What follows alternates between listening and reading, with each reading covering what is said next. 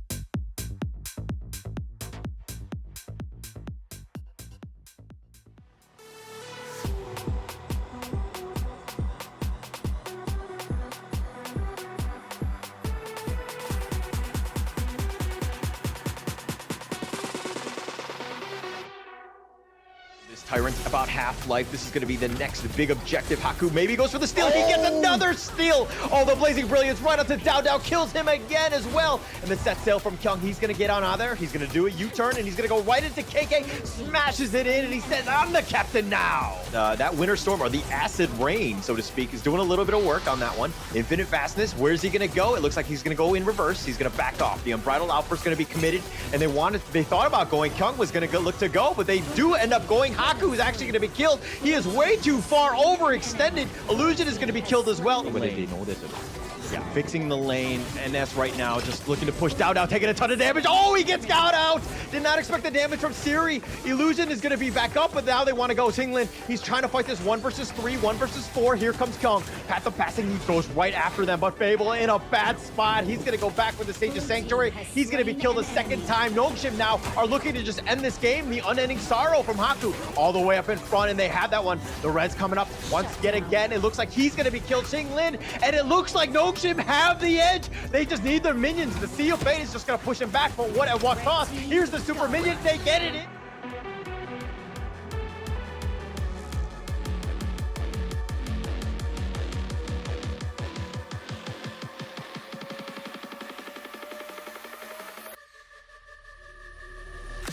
And Dao continuing to just go in, just so much damage, just goes in and out. He is like this nightmare. He is all over you, and he wants more. Ochik is going to be the next to fall. Holy! He just turns it on, not scared, and they're continuing on. Arashi is just next on that. Overdive at this point. T3 on the bot will secure the Baron base.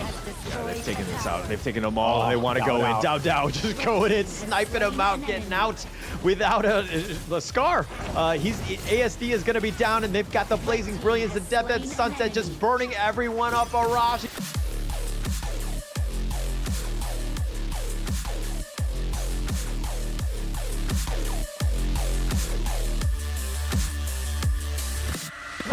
They get another kill onto Rilva. Arashi diving in to try and get the revenge kill. Will not do so because he's going to get taken out. It's 3 members, 4 down on the side of Scarred. Yeah, backlines, they try to catch out Zen, but on the backlines, on the side of Nongshim Red Boys, they cannot handle Arashi. He jumps in again, gets the setup, and with the pounce on the side of Ochik, because now they don't have enough health to be able to deal with this. Wraparound comes in, and that's going to be Siri. He takes the kill. No one else is falling low, and once again, a double kill.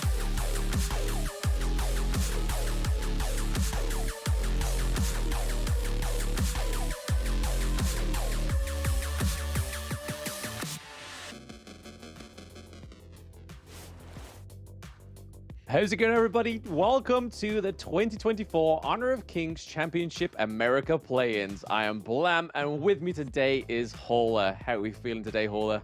I'm feeling great. I'm super excited to be here. It's all about the America's Play-Ins. We've got 3 teams. It's going to be a double round robin. Who's going to survive? We're going to have to find out, Blam. Yes, we have obviously some new teams joining us today from what we've covered in the Open Series. So we have Isurus Gaming, Tribe Gaming, and obviously the winners of the Open Series Americas Regionals, which was Influence Rage, hailing from Brazil. And as we know as of yet, Hola, they have a pretty solid track record of the Open Series and potentially going into the play-ins. Yeah, Influence Rage just played very strong. I mean, you mentioned already in the sense that they were the Open Series champs, and we're going to be seeing them up first. They're going to be going up against Tribe Gaming. That's going to be the first matchup of the day. Of course, all of these are going to be best of 3s. The second matchup is then going to go into Tribe Gaming versus Isurus. That's going to be the second matchup. And the third and final one is going to be Influence Rage going up against Isurus. It's, again, a round robin throughout. Yeah, that last match of the day is a very interesting one, to be honest, because that matchup has happened in Chalk BR 24, and I'm not going to spoil it for the audience how that went. I know, but you guys can go and find out if you really wish to, but it's probably going to hail some surprises. But here we are on the stage. We can already see Tribe Gaming and obviously the very familiar faces of Influence Rage. Last time we saw Tribe Gaming was at the Last Chance qualifiers, and this is the roster. A little bit of a change. We have MTS, Marley starting in the mid lane, Arakizaro in the farm lane, and Charm, their new support player, down there in the farm lane with Arakizaro. Yeah, and it's going to be exciting to see them, right? I mean, they've been kind of watching the Open series, so they have a little bit of insights. I mean, they've already played, or they do know about Influence Rage and what they tend to pick out. So it might be a slight advantage going in, at least in the draft. But of course, once the games get going, all of that is out the window. We're going to find out who's going to be, of course, the best team. Absolutely. I mean, their opponents are nothing to sort of just be like, hey, Tribe Gaming, a very established North American organization, and maybe be the Titans to face Influence Rage. But for those that didn't actually catch the Open Series, this is the roster. We have Sony, we have Raikou, we have Cozy, we have Petroni, and Villau in the support role. And these were your champions of the American Regionals of the Open Series Split 2. And my oh my, they went very far with an almost blemish-free run within the Open Series Split 2. They lost one game to STMN, but after that point, it was smooth sailing. Yeah, and we're hoping for a little bit of a more competitive league. I mean, don't get me wrong, the Pacific one yesterday was quite entertaining with Nongshim, but going into this one, Fearless Esports had just such a huge momentum swing. They had 2-0 the first day, and they were doing very well, and then by the time day 2 happened, it was the other teams really trying to play from behind and really couldn't stick it to it. Fearless Esports, congrats to them as they move on into the Honor Peaks Championship, but I'm hoping it's going to be this kind of like the same way, or it's slightly different and more competitive in that sense, that Influence Rage aren't able to do the same thing. Yeah, we'll have to wait and see, right? I mean, they may have scrimmed against these teams. They may have not. Both of these teams have been in Dubai for a little while now. So it'll be very interesting to see if they're able actually to have had some experience on the Gorge against these teams for themselves. Because, again, it's just going to enable them to have a little bit more exposure and see if they have what it takes to topple Influence Rage. Yeah, I think the biggest thing and the biggest takeaway is that basically you can't get 2-0'd, right? I think that you need to at least look at winning at least one game so that when you do have that second round robin against that team, or whichever team it may be, that you have a chance. I mean, you have a chance to go 2-0 or even 2-1 because, again, it kind of happened with Nongshim where they got 2-0'd by Fearless, but then they actually struck back and won 2-1. But because of the fact that they lost 2-0, they didn't really have much of a chance. Yeah, first day is always the most important, right? This is where you kind of get your foot through the door and maintain it. You kind of you lose the ability of someone to slam your foot into the hinge. It's like, hey, okay, they've got the clearly foots in. They're able to come into the VIP lounge. Going into day 2 is just maintaining that high, right? And I think that's the best thing for both of these teams is just making sure they have the best foot in today. Because, like you said, when we saw Nongshim yesterday, they did their absolute best to try and just have a great second day. But from when you're playing from behind, that's so much harder. Yeah, it's definitely harder. And I like the analogy that you made with the whole foot in the door thing and getting that stub, because that actually happened to me earlier today. It was painful. I don't want that going in today. I mean, it sucks that it happened on day 1, and I'll probably feel the effects of day 2. So like what you're saying, and the fact that there is an after effect of it, it does happen as well. So what we're looking for really is on all the social medias is an update to that foot. Is it going to swell? Is it going to go down? Will it be absolutely fine? That's how it's going to predict how this day goes, really. But yeah, we are getting into the draft of Game 1. Tribe Gaming against Influence Rage. Very familiar bands on the board. We have the Zhongfei, Hugh Huan from Tribe Gaming, and then over to Influence Rage. They're banning out the Chow and the Dolia. Yeah, but it looks like Tribe Gaming insta-picks the Ogre, they're going to let this one go. And we've kind of seen, I mean, don't get me wrong, it's one of the strongest heroes out there, but it looks like some teams are very comfortable playing against it. And it looks like Influence Rage are like kind of maybe almost baiting them. I mean, the Da Qiao isn't the most highly banned phase 1 pick there. So banning it there is just like inviting them to pick it. Correct, yeah. I mean, we've saw Influence Rage go against the Ogren multiple times within the Open Series. They generally go for, obviously, the Zhuangzi, but they're looking to lock in the Sun Bin and go for the Lady Jen. Another great way to go against the Ogren is obviously burst damage, but one thing I actually missed out there was the Mai Shiranui obviously is able to surface in that first ban phase. So, again, Mai Shiranui for the most of the Open Series regionals, no matter which one it was always banned. So it's nice to see that coming into the play-ins is a lot different. Yeah, it's I mean, it's Tribe Gaming. I think they're happy with the Mai, definitely the Ogren, and just kind of rounding it out with that Kaiser to just kind of keep them tanky. Like I think that there were other teams, you know, throughout all the other play-ins where Mai was heavily focused, Ogren was heavily focused in terms of banning. So letting them go, I think Tribe Gaming are like, whoa, we have all of these, like a plethora of heroes, and it's kind of nice at this point. It's very nice at this point, but this is the one thing where I'm kind of scared right now is the fact that Influence Rage was able to pick up that Lady Chen, and we saw in that open series that this was a pick they picked 7 out of 8 games, right? So this is a huge hero for them, especially for Cozy in the mid lane. I'm pretty sure he even locked in a few MVPs on this hero, so this was probably the thing that we're really gunning for, right? But again, we get the Lung as well, another big pick for Influence Rage. Lung for actually surfacing 5 out of 8 games for Influence Rage in the open series. So hey, they've got some of those highly contested picks, and going into this one, it could be an issue for Tribe Gaming, because from what we witnessed on the open series, Patroni, Cozy, very comfortable players on these heroes. Yeah, and they play very high, you know, at a very high level, and it's something that it's going to be interesting seeing. But again, Tribe Gaming picked the Mai, and they're going to just try to run at you, right? Wants to get onto the Lady Jeanne. I think the Soon Bean is going to be super important, keeping that time flux so that everybody can kind of keep their distance and just have that speed boost. And it's going to be super important. But looks like Influence Rage are going to pick up that Charlotte. Your thoughts on that one, Blam?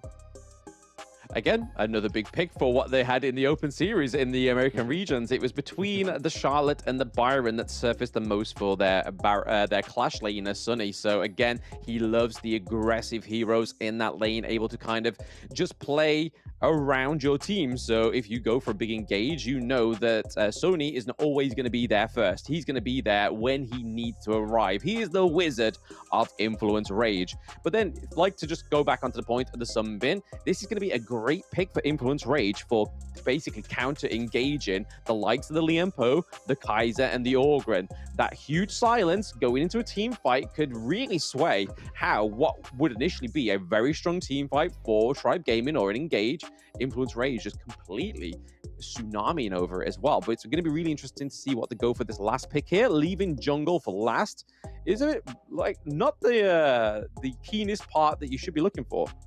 Yeah, but I mean, this is the ultimate trump card. You had last pick and you were setting it up. I mean, you knew Tribe Gaming was going to go with the Kaiser, but it looks like they're going to go with the Menki. Keep it tanky and keep it cute. Give him a tanky monkey. Again, we only saw the monkey come through for Influence Rage towards the end of the open series. So once they banned out the Hugh Huan, I knew that they weren't going to, Raikou wasn't going to get that Hugh Huan pick into the jungle. And then everything else after that point, jungle-wise, it was either Kaiser or Dune. So again, Kaiser already taken up, Dune already banned. So it looks like Tribe Gaming have done their homework, which is really nice to see when teams do their homework against their opponents and try and beat them in that BP phase. Yeah, and I mean, it's going to go in. I mean, I think this one, I kind of like both drafts. They're both very meta. They have, you know, hotly contested, like, I mean, decent lane matchups. Nobody's kind of outclassing one another. I think it really comes down to execution, and it's going to be super exciting going into this first matchup here.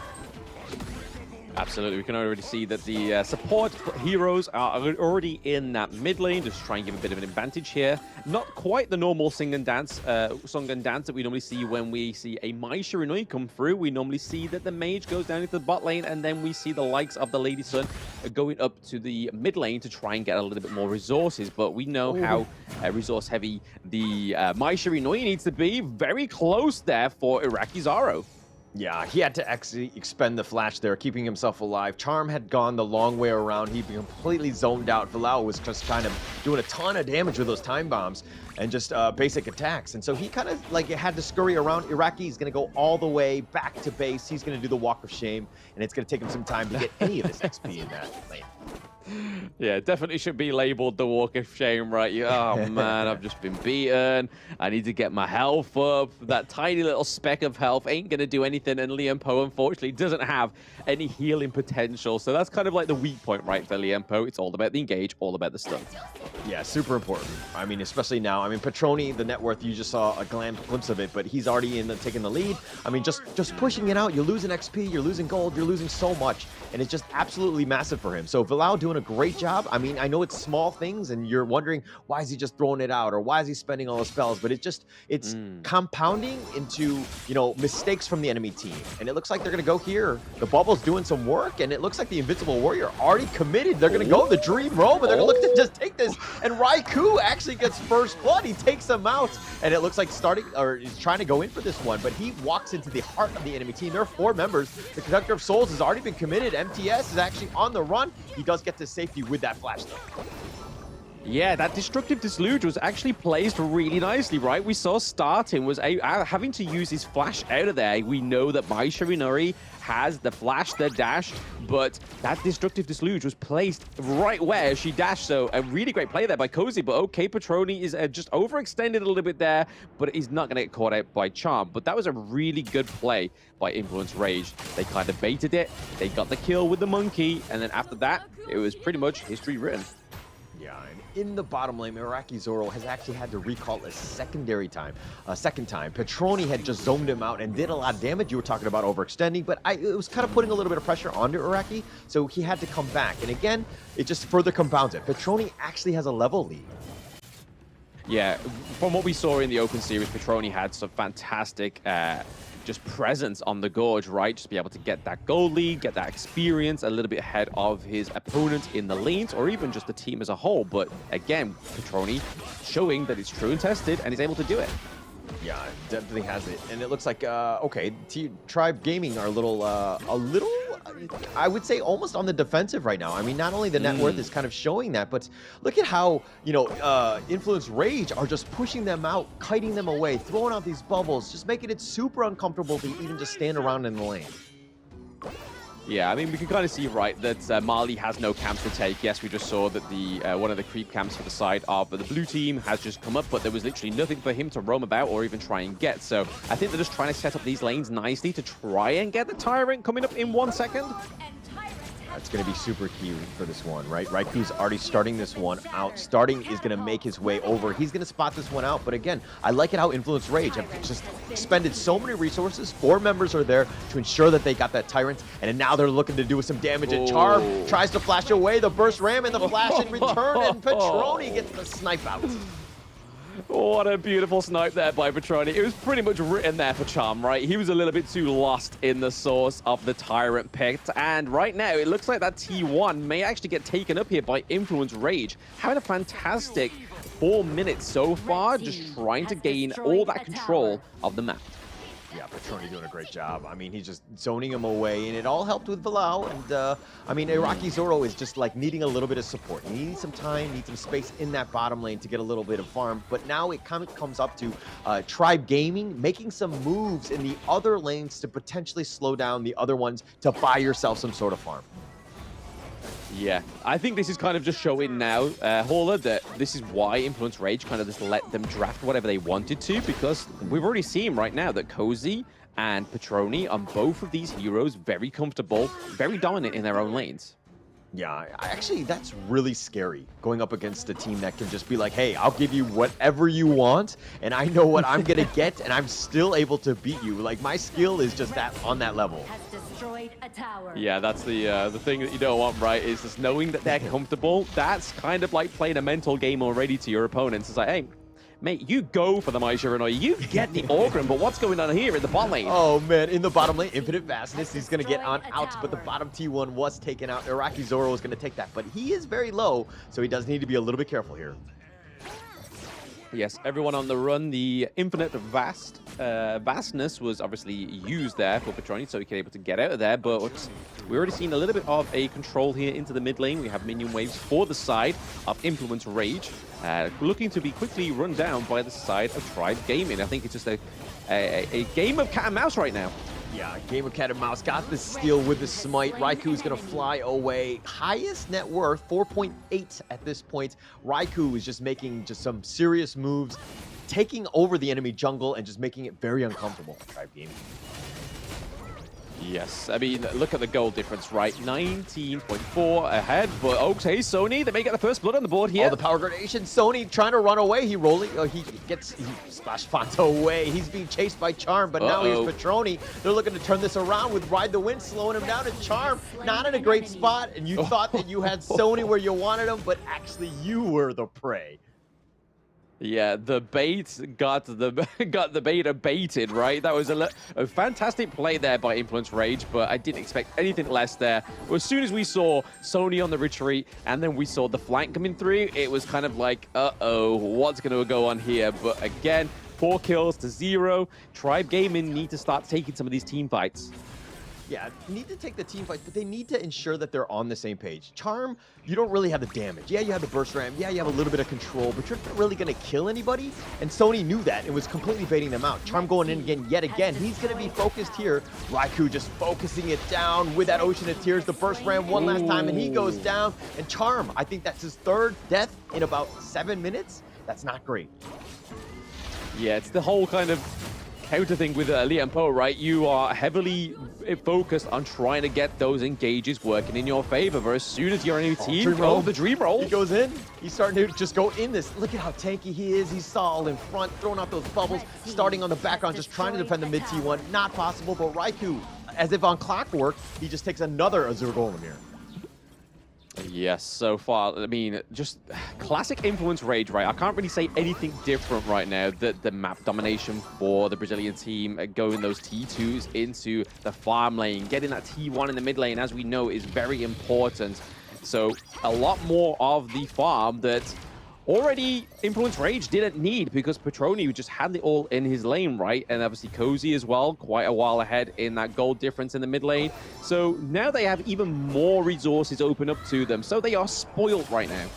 Yeah, not only in terms of gold, but there's also a pretty sizable level differential. Raikou is 13, MTS is 11. Raikou just standing in front, does not care. He's got the lingering dream. He's potentially going to get this one, and it looks like he wants to continue going. Starting is actually just going to be on the run. Mali, I believe, actually picked it up in the end, but now Petroni with his own red buff. Now they're sieging on this mid T2, forcing them back. MTS just trying to do what he can from the path of passing, but the Invisible Warrior looks like they want to go. They get Cozy. He's going to be down, or he's going to be frozen in, at least for now, but Charm's going to be the first to die. Cozy dies in return, so they've gotten that return kill, but MTS getting solo and the double kill going the way of Petroni, turning it around, shooting it, and the sustain from Loom, so much damage. Cozy with the pretty much impeccable timing on that untargetable from Lady Gem, right? Baiting almost a kill, but then losing 2 kills to the side of Tribe Gaming.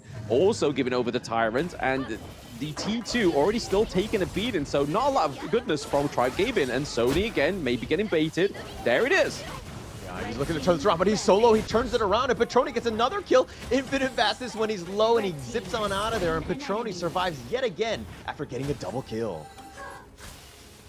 Yeah, this is maybe a let's just restart, right, for Tribe Gaming. Not just as a whole, but maybe let's just try and gather some resources, because as you can see, gold lead, there's a difference there in terms of XP as well, even just in that jungle role. There is a whole level difference. Raikou really showing that the Brazil's way of jungling is completely aggressive, but just unmatchable, right?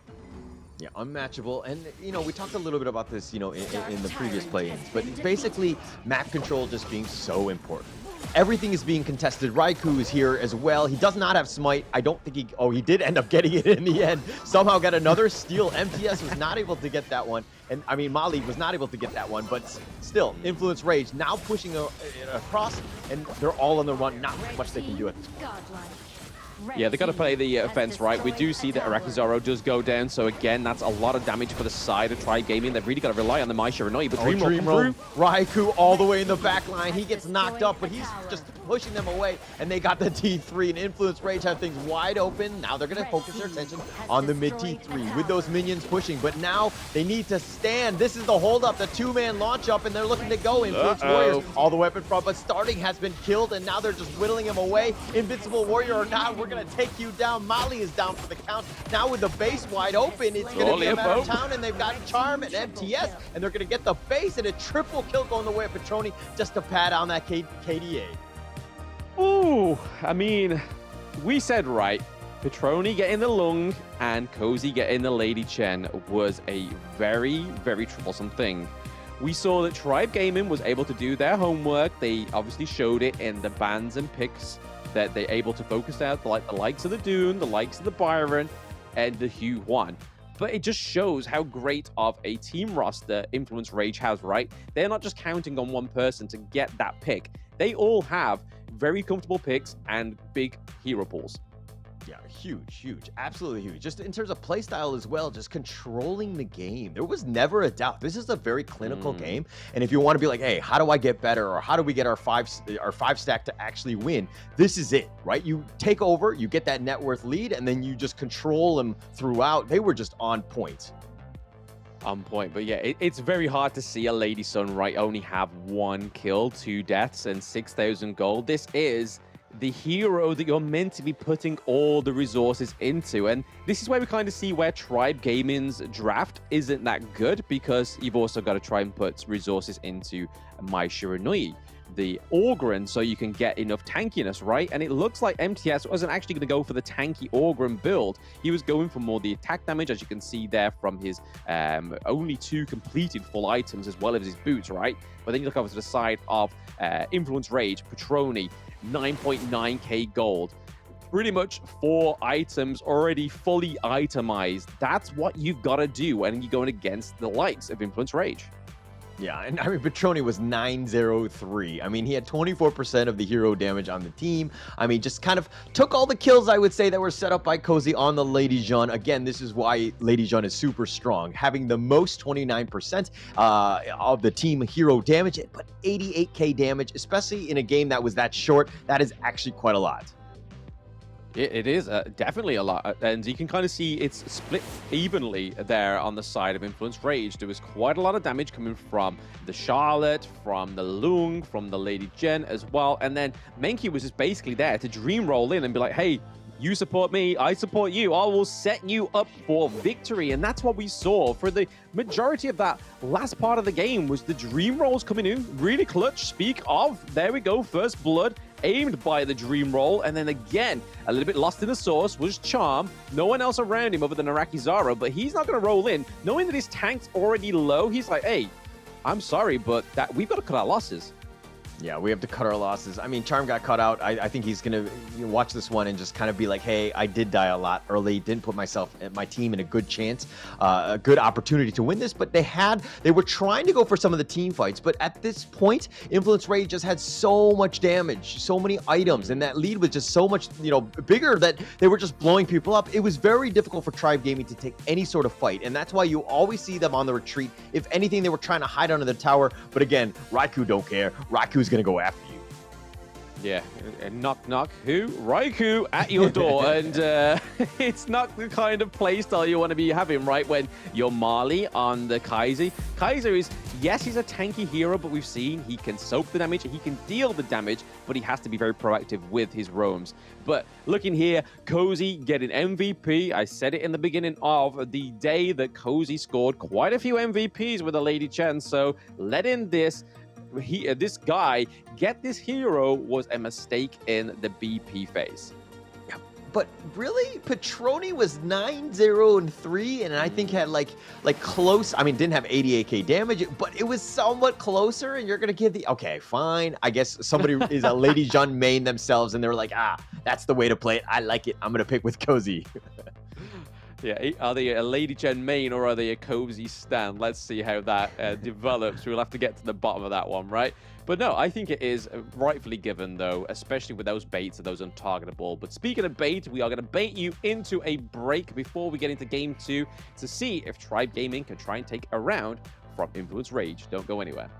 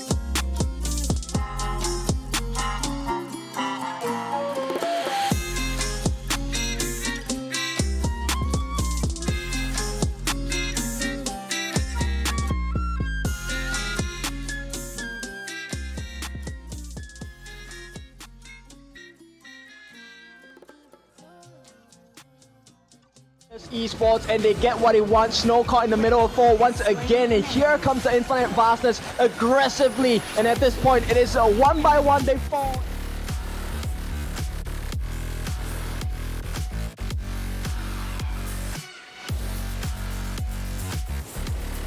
Duel of death. He kills Kakarot right away. He wants to go for more. He's chasing after them with the Rhino Rush jumps in once again, will not survive the fight. A Vanguard suits, they fall, and it's Influence Rage. So okay, caught in the middle of 4. 5 is all of Fearless Esports, and they get what they want. Snow caught in the middle. Side of Chaos, and down goes a John Face. So there is the backbone. We could still see a steal here. Who's it going to go over to? It does go over to the side.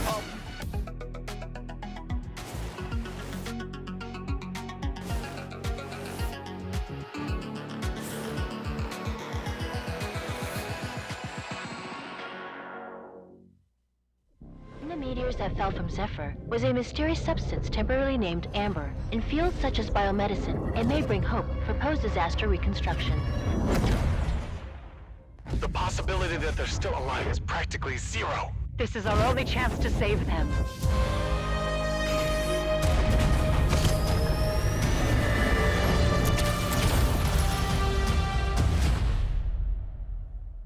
Doctor, we received a weak signal from Zephyr for the first time. Zephyr! Rescue!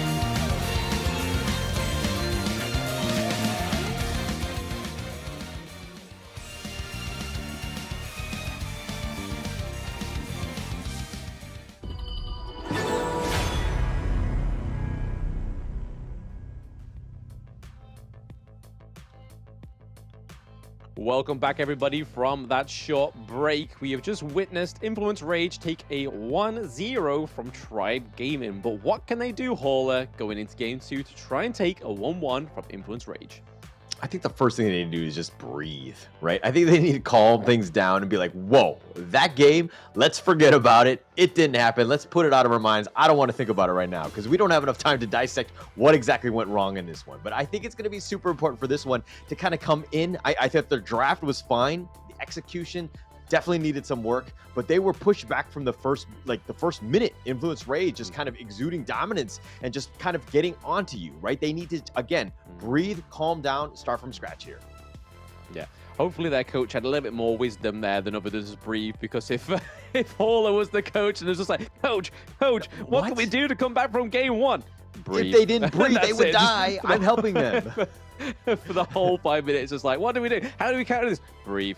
But yeah, it is a little bit, it's definitely something they want to do, right? They don't want to get too excited at the likes of, oh, my Shirinoi's not been banned, let's pick it. And oh, let's go for the Augur, and like go for something that you know that you're comfortable with, that's enable you to get that lead. And unfortunately, the Chow goes over to Influence Rage. We've seen them play it before, and it's going over to Cozy. So normally when the Chow comes through, we generally get it into the mid lane. But we could see a little bit of a difference here for Influence Rage. They could go for the Futsu.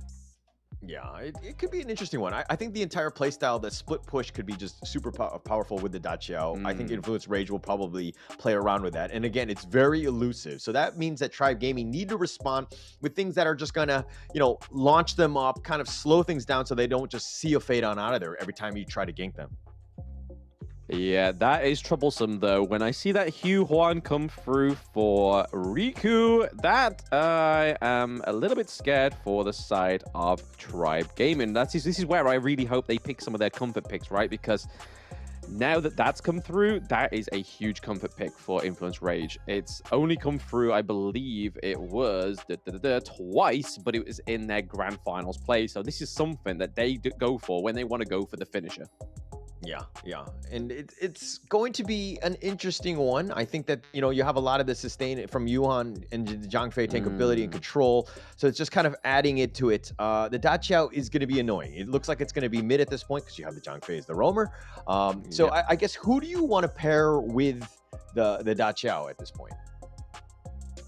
I mean, anything works here, right? I mean, the Elaine could come through. We saw it yesterday where the Elaine was on the same size as the Chao and just being able to get in there, just do all those damage, use the Death on Sunset, but then be able to just escape and then get back straight into it. That could be something up into the Clash lane, right? But in terms of that farm lane, obviously Lady Sun's gone down. Lung has not been banned yet, so unless Tribe Gaming take this from Influence Rage, I think we could probably see Petroni go for the Lung again, because why not? Hey, if it worked in game one and you was like, what, 9-0? Go for it again. Yeah, I mean, they're putting it into an awkward position because the fact that, they're going to pick the Arlie here, but they're basically just inviting Influence Rage to be like, hey, you got a 9-0-3. Can you do even better in this game? Maybe they're potentially giving up the Lung again. Yep, so Arlie getting locked in there. So again, this pick wasn't actually banned last game, which was really interesting, right? From what we saw from Open Series, Arlie, Mai Shiranui, Orgaran, Dolia were always those first four bans. But Arlie actually slipping through the net here really shows that Influence Rage is like, hey, just choose your heroes, be uncomfortable ones. Like, it looks like they're getting a little bit more back to basics right here on the side of Tribe Gaming. The Arlie, Princess Frost, Byron, Dune being able to soak up a lot of damage, Byron being able to play from a very good vantage point from the Clash lane. But then they're locking the Mayeen, and the DRNG for Influence Rage. A little bit more CC coming through and a little bit more independence into the Clash lane. Yeah, so DRNG here, it's interesting that they wouldn't go with the Loom, right? I think we kind of addressed that a little bit here, but DRNG is a decent pick. I don't think I think it's more of like a matchup maybe against Arlie more than anything else to kind of deal with some of the potential CC from Byron Dune, that type, I would think. But I mean, it looks like Tribe Gaming are going to go with Lian Po. This is a nice little combination with the Tremor Smash, potentially spoiling the Sea of Fate. But again, the timing needs to be perfect. The timing does need to be perfect, right? Because you can kind of see where the function of Lian Po is going to come into this, but the only thing I'm worried about is that Charm just gets a little bit too lost in the early team fights, right? Because if that's the case, then the Lian Po's function to try and knock people out of the Eye of the Whirlpool for the recall, for the Daqiao, is then already been mitigated, right? So that's where Charm's really got to kind of focus and make sure he's picking the engages right. But he does have the Doom there. They do have the Byron. They have a good engage on the side of Tribe Gaming. It's just how they utilize it. Yeah, and let's focus on or prioritize. If I was going to be Tribe Gaming, this would be my actual coaching advice, which is, of course, Charm. I think you need to do a better job of babysitting Iraqi. Zoro, make sure that he has the best lane, or at least early, because last game he was kind of left on an island. He really struggled. He was not able to catch back up because of that. Yeah, I mean, you're kind of correcting the mistakes here, right? Because we're seeing that Iraqi Zoro's gone into the mid lane this time around, rather than start down in the bot lane against the DRNG. They've switched out for the Princess Frost, because then this now allows the Arlie to pick up a few more of these camps. Whether they're actually going to focus on getting those camps or looking for more times in the rotations, we'll get to see. But that's what they need to do, right? They just need to make sure their farm lane gets way more resources, because that was a lackluster Lady Sun, right? 6k at the end of a game. They should have been way higher than that. A lot more itemization coming through. Yeah, for sure. And it looks like right now Charm is just kind of sticking around in the mid lane. He was walking around with Molly, and they had that buddy system. And it looks like, I don't know if he's he got into a fight with Iraqi Zoro, because it seems like they're kind of separated, not really playing together. That's it, yeah. So, hey, I don't want to be by you. I'm not going to support you. I'm going to support everybody else but you. But hopefully that is not the case, right? Charm is a big component in this draft. Yeah, for sure. And I mean, in the bottom lane, he's going to be there, and this is what you want. Seeing as that there's Villau hadn't joined there, he doesn't really need to be too much. Now he's providing vision. Now he's getting gone on, and so now this is the 2-on-2 that, again, Charm and Iraqi Zoro need to have a better early game. Yeah, we'll have to just wait and see, right? It's just a time game to see if they are able to come back from that game 1. That was a bit of a nice little tit for tat there from Charm, but we just got to make sure that he's able to find a way out of there, right? That's the main thing with Charm, is he can get in, but the get out is the hardest part for him. Yeah, and I mean, he's doing some burst ram Magma Slams onto him, but again, Villau is just pretty tanky. He's going to shake that one off. Iraqi Zoro needs to be aware that, hey, Charm, if you go in, I can go in and I can get some free damage. I haven't been able to just compound that because you're not communicating with me or whatever it is. I don't know when you're going in. Yeah, I mean, right now we can kind of see a very slow lead for the side of Iraqi Zoro, now just being neutralized by Petroni, so only a matter of time before that came through, stealing a little bit more gold from the side of Tribe Gaming, which is hopefully not something that's going to be a already established storyline, right? They just need to make sure they are getting their own resources and Petroni's not actually having a hand in the jar. Yeah, it's not burst ram Mega Slam right onto Villau, who's going to be pushed away, but it looks like Influence Rage want to take this. They're not going to give it away for free. The Unruly Blade forward, the Wind Slash a little off the mark, and I'm not entirely sure. I think Raikou did get it in the end, but First Blood is going to be going to the way of Raikou as well. Mali is down, Villau as well, and it looks like they're going to disengage. It's a 1-for-1. 1-for-1 trade, so better for Tribe Gaming already. They have a kill on the board. It hasn't taken them almost 6 to 7 minutes to get a kill on the board this time around. I felt like it was a little bit of a hesitant play there by Iraqi Zoro. He was just waiting for the right moment to take out the Zhongfei because already was quite low. They were already pretty much in the thick of it before the Ali came through. But now that we see the Doomsday come over to the Ali, I can see that damage is going to just kind of it grew over time, right? And that's all we got to see from this Ali pick, is just make sure the damage comes through. Yeah.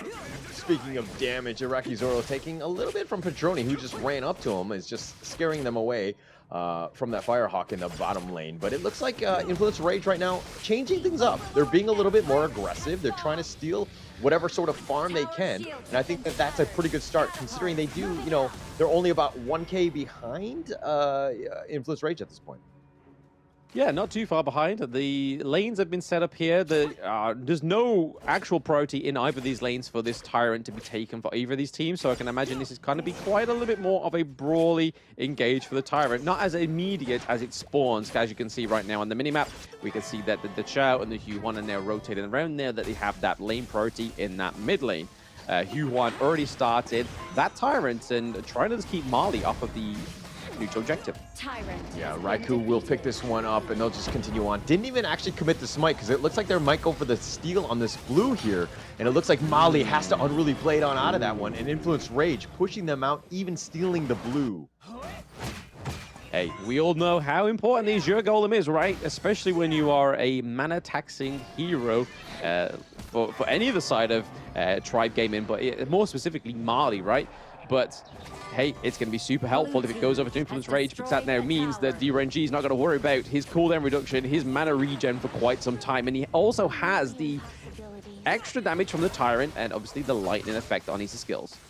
Yeah, it has a bunch of damage. Plus, I mean, they can be aggressive because of the fact that, you know, oh, they're going to go in Burst Ram, Mega Slam, just going out, just zoning them away. But again, the Sea of Fate just gets them out of there. Yeah, they got T1. They're looking to just reset, go around. A 1v1 goes over to the side of Influence Rage into the Clash lane. So again, Sony getting that one up on MTS. Yeah, that's a nice solo kill. That's going to turn into some sort of pressure on that top T1. We're going to have to see how much damage it has, or how much health, excuse me. But again, this is just super annoying. Cozy, again, just sticking with the top, but here's the replay. I mean, it kind of makes sense here, right? If you now look at Mayin's gold difference compared to MTS, that makes it really easily, it's like seeing why they were able to get that 1v1 in their favor. They're almost a K ahead. Yeah, 1K ahead. I mean, him himself, right? Sony against MTS is what? 1.1K by themselves in that top lane, right? So Sony is just doing an awesome job pushing it out in that top lane. Yeah, the only way they've got dominance in terms of the gold lead is in that mid lane, but hey, Oh, the Azure Golem, they've already got this one, and they want to get more. Starting is down, and looks like Charm is on the run. Iraqi Zoro is going to be killed as well, and Sony just cleaning house at this point. They've gotten Mali. They're going to go in. Bilal, very aggressive, under the tower, but doesn't care. It sets up the triple kill for Sony. Yeah, he was going in for the triple kill, but also the recall there from the Chow. But he was also like, hey, you know what? I'm not too badly scratched, you know. I'll just go back on my own. And that was a big engage there from Influence Rage. Obviously, like you said there, Sony picking up the triple kill. T1 looking like it's in trouble. Yeah, it's going to be in trouble here. Charm, all they can do is really watch at this point and starting. Both of them just trying to just stem the bleeding a little bit, slow it down. This net worth lead is about 5K already. Oof. Yeah, that's a slippery slope, right? I mean, and you can see it there. Hey, perfectly timed graph. Slippery slopes, it now appears, but here we are. Q1 stuck into their jungle. Yeah, and Raikou all the way up in front, playing that atrociously bad music. It's scaring them away. It's hurting my ears. They might be bleeding, and they're going to take the Crimson Golem. They're taking just everything. Because you're not a fan doesn't mean no one else can be a fan, Hauler. No. Everyone, we all have the same music taste as with me, okay? That music is terrible. We shall see. Yeah, but I mean, look at this. It's a 5K net worth lead. Sony just waiting in the wings, the Unruly Blade. It's just to go in, but Starting is taking so much damage. Sony says surprise and ends up killing Starting, blows him up, and might even get the steal. No, Mali does get that one. So that's a huge win. The Unruly Blade back to safety, and it looks like they're going to retreat. They traded Starting for that. Yeah, a bit of a lifeline there for the side of Tribe Gaming. They needed a bit of a neutral objective on their side. And I think as you're playing from behind right now, the Overlord's probably going to be a little bit more of a great utility, right? You're going to have the Vanguards come through. It's going to be a little bit harder to push, but it's not stopping Influence Rage here.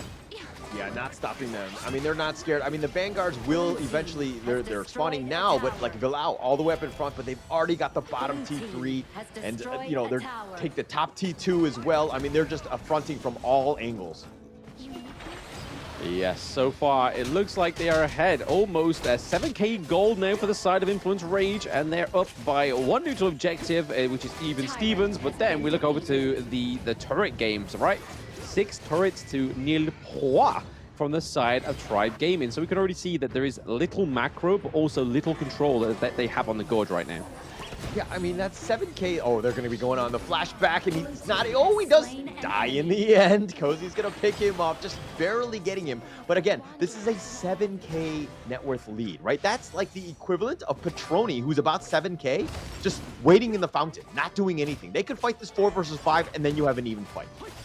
It's an investment, right? It's an investment for Petroni so far, and stocks is looking high as we see them go on to this T3 into the Clash lane. A bit of a fight main shoe.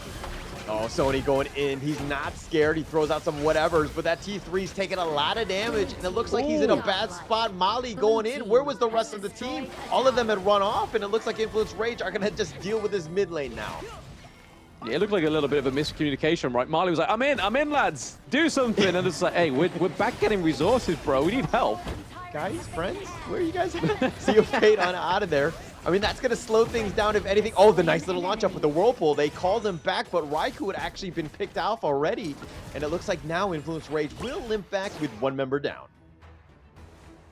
Yeah, I mean, at this point, right, we're into the 10-minute mark. Limping is not what you want to do. You want to be trying to get some sort of lead for yourself. But when you are one high ground turret just remaining, what can you do? We see a little bit of a aggressive play there by Iraqi Zaro, just trying to kind of say, hey, look, I'm not out yet. I'm still going to do damage, boss. Keep me in, coach.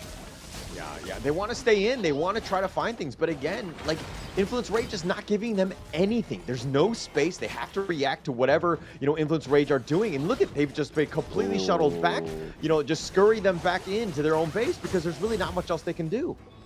Yeah, I mean, that was a bit of a scary formation, right? They were all clumped together, and they have, like, the AoE from the Hue 1 there would have been absolutely just god awful for them, right? They would have had the Zhang Fei just be able to use the Unbridled Outburst. There would have been a lot of CC coming through. There would have been a lot of control on the side of Influence Rage if they decided to take it, but the neutral objective was looking a little bit more shiny for the side of Influence Rage, which I don't blame them. A little bit more gold, a little bit more damage going into this 12-minute mark. I mean, just added on, right? Just take all the big objectives, push things along. All the creeps, all the lanes had been fixed, so to speak, for Influence Rage, just being pushed along.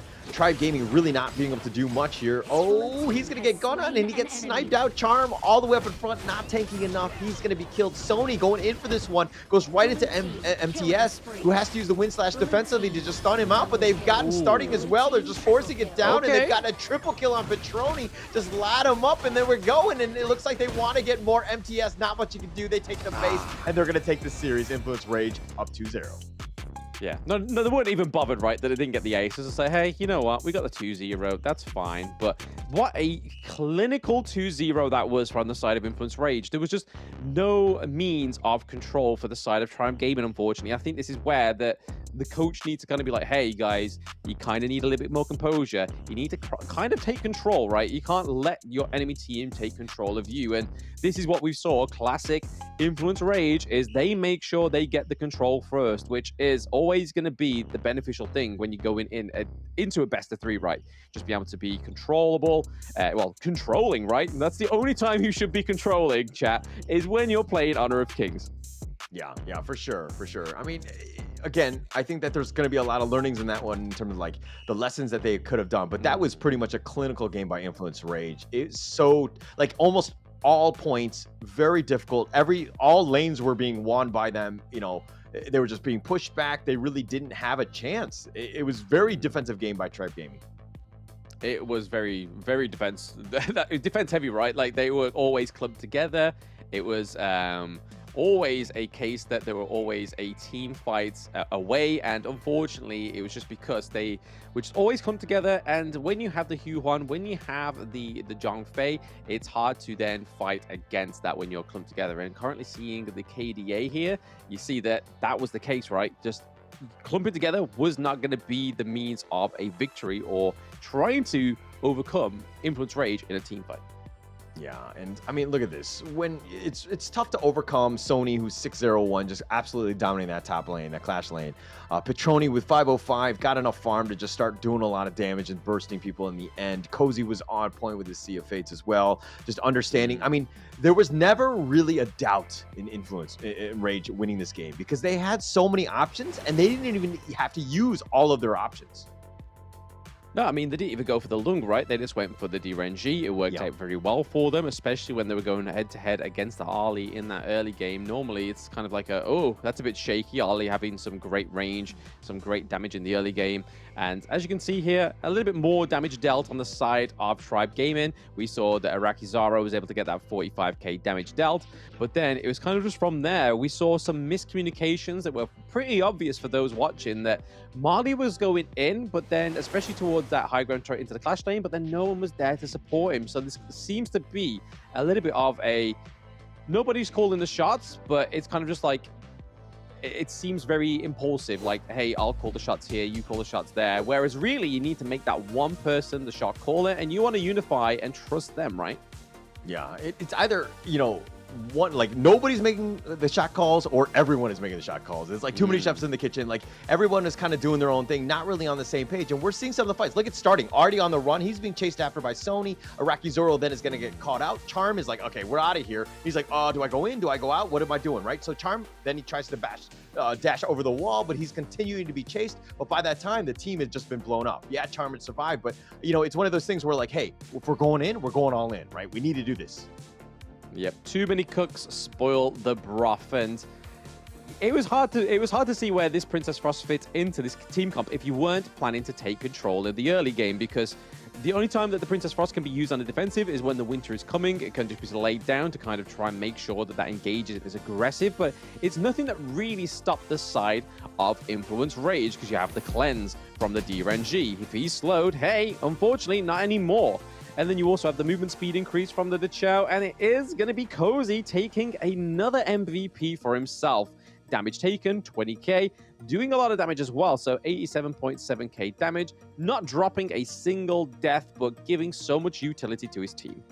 Yeah, it's all about the utility on the Dutch, and he was just providing a lot of it. Again, he had so many different things that he could have done, and he's like a maestro on this, but he didn't even need to use all of the Sea of Fates and the Whirlpools and all those things. Like, he was just constantly on point with the Koitides and Severs, just providing so much damage, and it was always up in front, and the team was so far ahead that they really never had to really run away. Yeah, I think Cozy knew that, right? Because they had the control, they didn't have to think about, right, either Whirlpool needs to come through here, we need more people back into this team fight. It was always very controlling by the side of Influence Rage.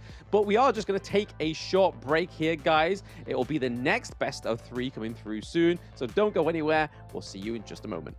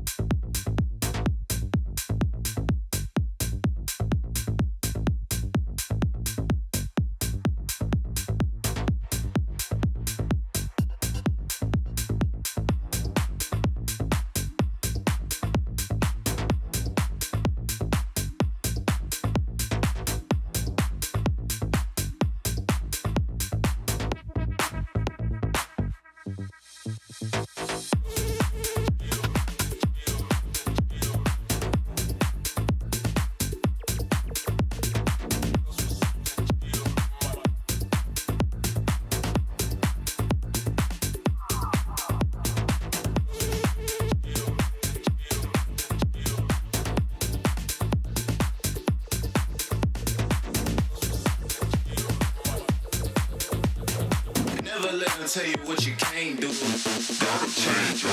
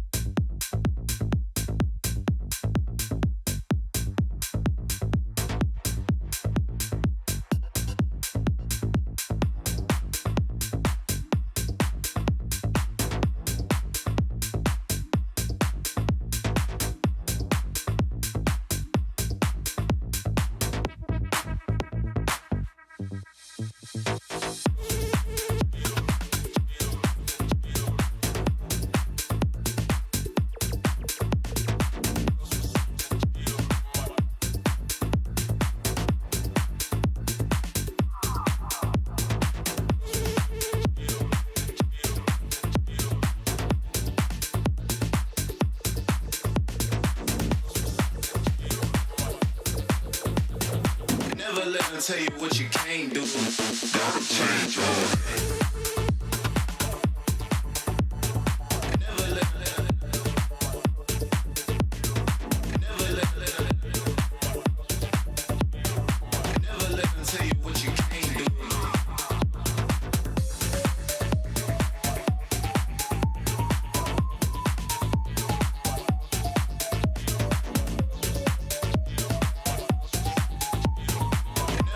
Tell you what you can't do.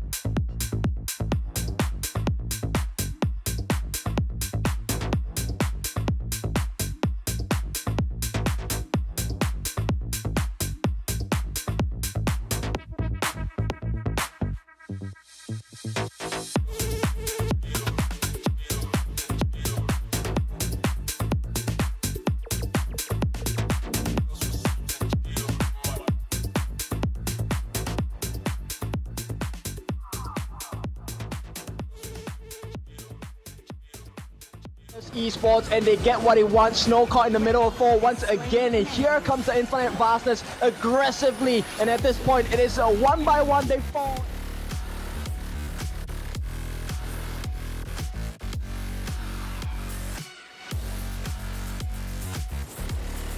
Duel to death. He kills Kakarot right away. He wants to go for more. He's chasing after them with the 9-0 rush, jumps in once again, will not survive the fight. A Vanguard shoots, they fall, and it's Influence Rage. Okay, caught in the middle of 4. 5 is all of Fearless Esports, and they get what they want. Snow caught in the middle. Side of Chaos, and down goes a John Face. So there is the backbone. We could still see a steal here. Who's it going to go over to? It does go over to the side.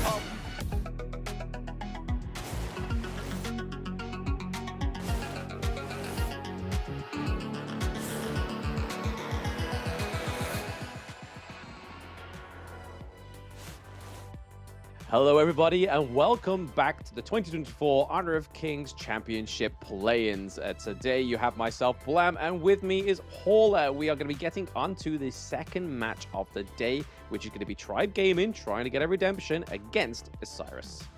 Yeah, Isurus is going to be here in the Latin partner team, and they're going to be a very interesting one. We've seen them play again. They've done decently. But getting into this play-in and just, of course, being the top 3 going in, and where only one team moves on, it's going to be super important for them to kind of dictate the pace. But again, Tribe Gaming, after that somewhat a bit of a difficult first series, how do they bounce back, Blam?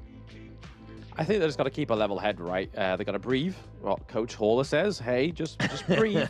We'll get through this one. But yeah, just keep breathing. You don't want to go blue. But hey, they're breathing. They're not blue on their photos. So MTS once again in the clash. Shamali in the jungle, starting in the mid. Iraqi Zoro in the farm lane. And Charm once more as the support. So as you guys maybe haven't watched the previous series, but Tribe Gaming had a little bit of a struggling start in that first best of 3. So now is the time that they kind of come a little bit more level-headed, maybe listen to the coach, whatever they've had of words of wisdom within that break, to see what they can do to try and take some wins from Isurus Gaming.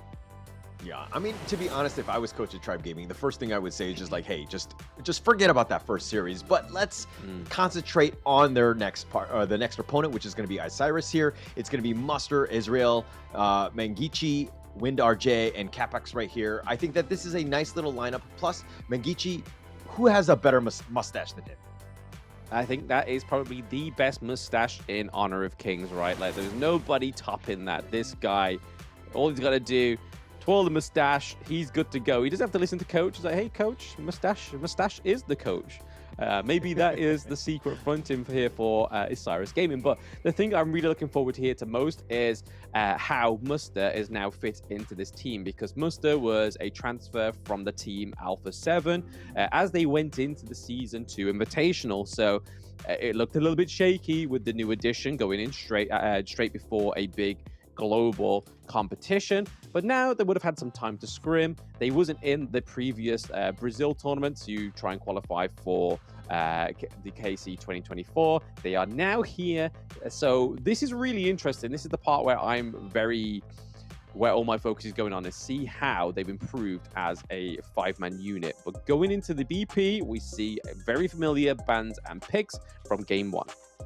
Yeah, and Ogren is going to be the first pick for Isurus Gaming. Tribe Gaming respond with the Byron and the Lady Jeanne. If you see the Ogren on that piece, is the Byron and Lady Jeanne good enough to counter with? I mean, so far, no, but it looks like they're going to go for the Masashi, so there is something that is a direct counter, right? Masashi, sure. A man for my own heart. He has 2 swords, and they're both for Blam. So, yeah, the Masashi, again, huge counter for the Ogren.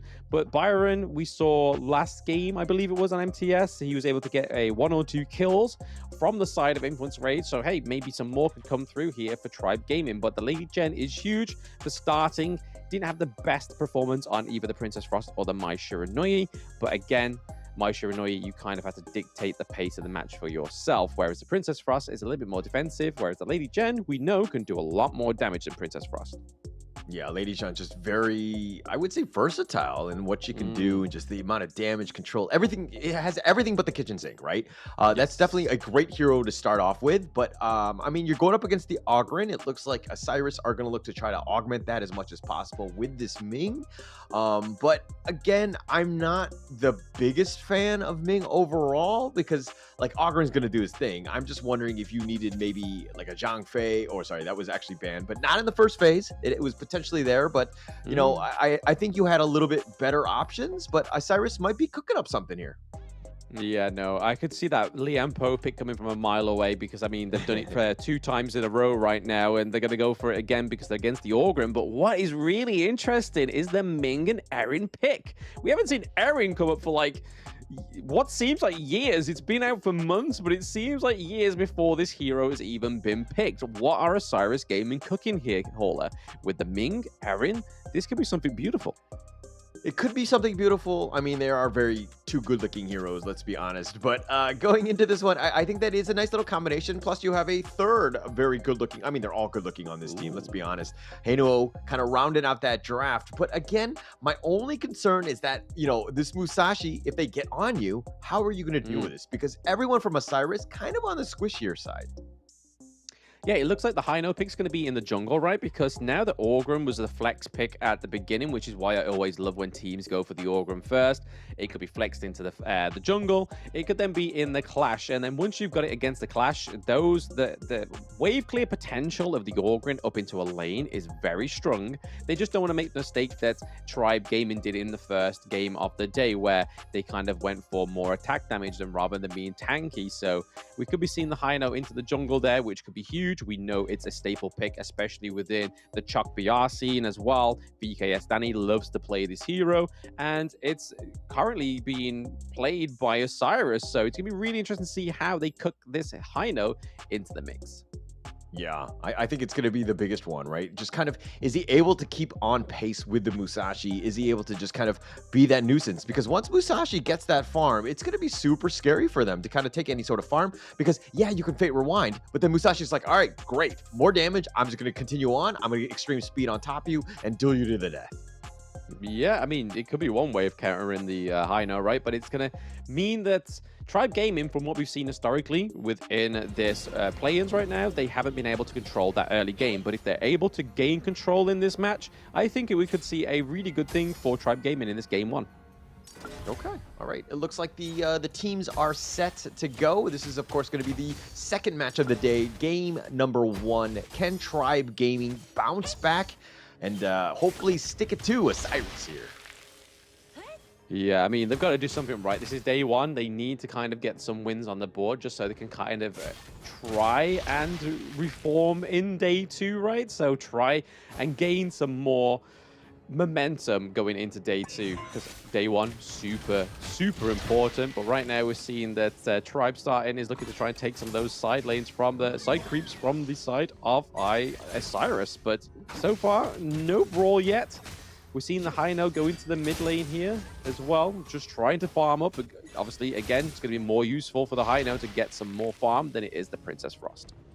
Yeah, Mengichi just kind of will happily defer a little bit. Just get those, because as real, once he gets those the items and start doing a lot of magic damage, those scepters really start to hurt and kind of just zone people away, and it becomes super annoying to deal with. So that's going to be an interesting one. But again, you know, he's going to have to keep on pace with Mali, who seems to be doing quite okay in terms of his own farm. But again, in this mid lane, it looks like Mali thought about going, but they're going to back off here. Yeah, I think it's a little bit too early to fight. Even though level 4 is here, obviously Duel to the Death is available for the Musashi, and obviously Fate Rewind is available for Heino. So again, a little bit too early for a engage. I think fighting before the Tyrant really kind of makes it a little bit overconfident, right? You've got to be super duper sure that you're going to be able to take these fights before the Tyrant, because if you do, and if you try and take these fights and you lose, that's a lot of gold that you're going to be missing up. Yeah, it's going to be actually quite a bit. I mean, it's still 2 minutes in. We actually saw Mengichi kind of make that rotation into the top lane. Charm, taking a decent amount of damage. Tried to get cute with that Magma Slam, but he took most of that damage. Yeah, definitely don't want to be getting hit too much by the Erin because she can hurt. Again, with this hero, you can go for attack damage, you could go AP as well, but it looks like so far the first item on the board is going to be an attack damage item for the Erin there. Hino trying to do a dual camp farm here. He wants to clock out faster, Hauler. He's like, hey, I've done my clearing in my jungle. I'm clocking out. I'm coming to the lanes. Okay, all right. I thought he was like clocking out of the game. I was like, no, dude, you gotta keep. You're farming. You gotta keep going. No, but okay, I got it. Makes a little bit of sense in terms of that getting that roam going. Definitely. Oh, the Bridge of Prison actually connecting on a charming. Oh. Blown up. Mangichi says, let it go, let it go, let it go. That was some CC, right? It felt like he was there for quite some time. Even too long for Arakizaro to be like, hey, should I come and help you? You're pretty much stuck in the place for quite some time. Is this a done deal? Yeah, I mean, Charm just completely, stepping on the wrong spot. Did not expect Mangichi to just kind of hiding in those wings. So you got to be super careful, I mean, Charm, we talked about his positioning before. He's made some mistakes, and he made another one there.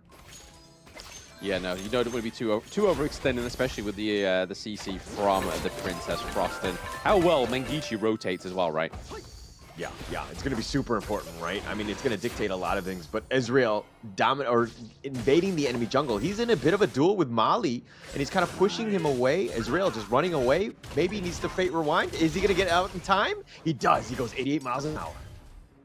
Yeah, that was a bit of a disruptive mechanic there, right, from Ezreal there. He's able to just go in there, cause a little bit of a stir, stop the farm up. Yes, you can kind of see that Masashi is XP ahead, but it kind of did its job.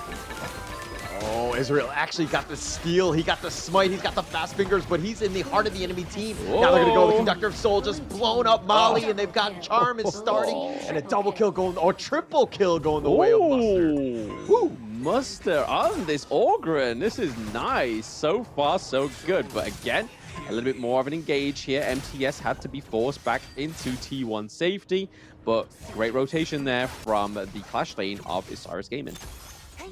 Making his presence felt throughout. Mooster just going all the way from the top lane into the enemy jungle. That's the lower side, so he was definitely making moves. And I mean, he's just so fast with the path of passing. And Mooster, like, again, he's level 7 compared to MTS, which is again tied. But net worth wise, he's definitely got that advantage. Yeah, I mean, this was the thing that really highlighted Muster as a good player for me in the Season 1 Invitational, right? He had some fantastic macro knowledge. Like, he wasn't too happy he was sticking in his lane, right? He did his job in his lane, and then he was able to just be basically very confident to navigate the map on heroes like the Byron, like Mulan as well. But now he has the Ogren, like with the path of passing, he's just able to just create routes that weren't there before. Yeah. I mean, he plays the Ogren to the team. He's doing quite well. He's 3-0-0, making an impact across. I mean, getting that triple really helps him out. Now MTS is in a bit of a tough spot. He's like, I actually don't want to lane against him. And MTS actually goes to the bottom lane. Yeah. So can someone else just take my 1v1 matchup for me? Is that okay? Yeah, I'm not going to have any piece of that one. And I think Isurus Gaming got the other blue again. So, Mali right now is struggling, not able to find the buffs, not able to find any farm. And now the mid T1 is getting pushed in, a little bit less space to work with. Yeah, I mean, it's a little bit crucial for the side of the Masashi, right? The extra cooldown reduction from those Azure Golems is pretty fatal for losing it, right? Because, yes, we can get the cooldown reduction boot, but losing that Azure Golem is going to mean that you've got to wait that extra little second. And in Honor of Kings, a second seems like a lifetime. Yeah, especially in the early phase. Oh, they're going to look to go for this one. And they have Israel. They knock him up with a nice Tremor Smash. That's going to connect. But do they have the follow-up? No, Mali's going to be the first to fall. And they did get Mangichi and Capax in return. And it looks like they did pretty decently on that one. Wow, there we go. A 3-1 trade for Tribe Gaming. They are not out yet. The Tribe is still smashing that drum. But that was a really good play there for the side of Tribe Gaming. They was able to capitalize. And it seemed like Charm was in the right place at the right time. Yeah, I mean, he actually played it really, really well. Like, he went went to the limits, got nice little stuns to set up the rest of the team, and he survived. That's the biggest thing. Could he have gone back in one more time? Yeah, he was on the low side, but nonetheless, he already set it up, so he did his job.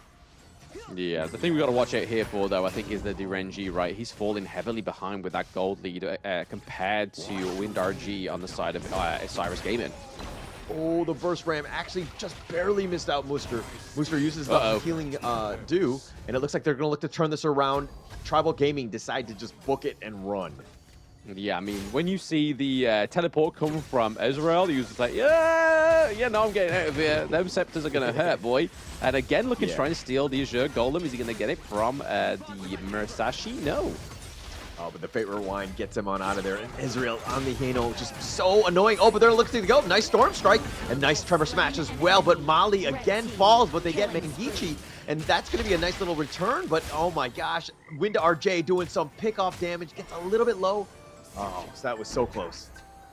It feels like there's a little bit of a discrimination here against a Princess Frost pick, right? I mean, Marley is constantly going in for that pick, and hey, if you can stop Winter coming, you definitely want to be taking out that Princess Frost, because again, great zoning potential from that ultimate, but can also do a lot of damage. Yes, Mengichi only has about one full itemization, which is the Venomous Staff to kind of counter any kind of healing on the side of Tribe Gaming, but so far, it's looking a little bit more closer here in this game one. All Tribe Gaming need to do is try and take some of these turrets. Yeah, they need to take some turrets, but also, I mean, I understand Mali has this blood frenzy over the Mengichi, you know, the Princess Frost, and killing her as quickly as possible because of all that damage. But Mali, you need to survive. You need to just basically carry this game in that mid-game, give your team like a real good chance to kind of fight because they need your melee prowess. Not only that, they need the smite, right? They're not going to get neutral objectives without smite unless they are really clean with how they are able to last hit against a smite. That would have to be a big fumble from the side of Isurus Gaming, which is a big gamble. Yeah, for sure. And it could be awkward because Israel has been on point in terms of jungling. Look at those scepters, just sending everyone away. He's just like, he's so greedy with these Azure Golems, taking them all out. The burst ram on the backside, and Musker got the kill on the starting. The Fate Rewind, and he zips on out of there, and you can just call that one bait. Yeah, you get a scepter, you get a scepter, you get a scepter. It seems the side of Osiris Gaming to do it. It's like, hey, you all can get some damage, boys. Yeah, it does a ton of damage here, and Osiris just chipping away at this T2. Doesn't have the minions, so he can't continue on. But the real fight, or looks like the main push, was expected to go top. But again, no minions there. Gonna slowly siege here. Muster going in with the Path of Passing from that awkward angle, and it looks like they do take that one. Yep, T2's down. This is going to be a bit of a hard comeback here for Tribe. They've had some really good team fights, but when you don't have any macro, when you have any of those turrets down, it's hard for the side of Osiris to not be able to just completely keep going forward, right? There's no need to go back because they still have their T1s in all the lanes. Yeah, Tribe Gaming here trying to win this game by somehow not killing any towers. Not the greatest strategy, but no, honestly, they just haven't had the real opportunities to kind of push through. Ezreal's been pushing them away. He Leap of Fates back to safety, and again, just constantly throws out those scepters. Yeah, one whole level ahead of the Masashi as well, which is pretty huge. It's been a bit of a disparity here, so I think Marley just needs to be a little bit faster and a bit more conscientious with the acquisition of these resources, right? He just needs to keep maintaining the pace of the enemy jungle, but I suppose that comes as a privilege when they don't have to think about these lanes. I mean, it comes back to the early game, right? I mean, he sacrificed himself a couple of times. I don't remember how many deaths. I think it's at least 3 times at this point. Yeah. But dying that many times really puts you further behind. Ezreal right now has a 2-level differential.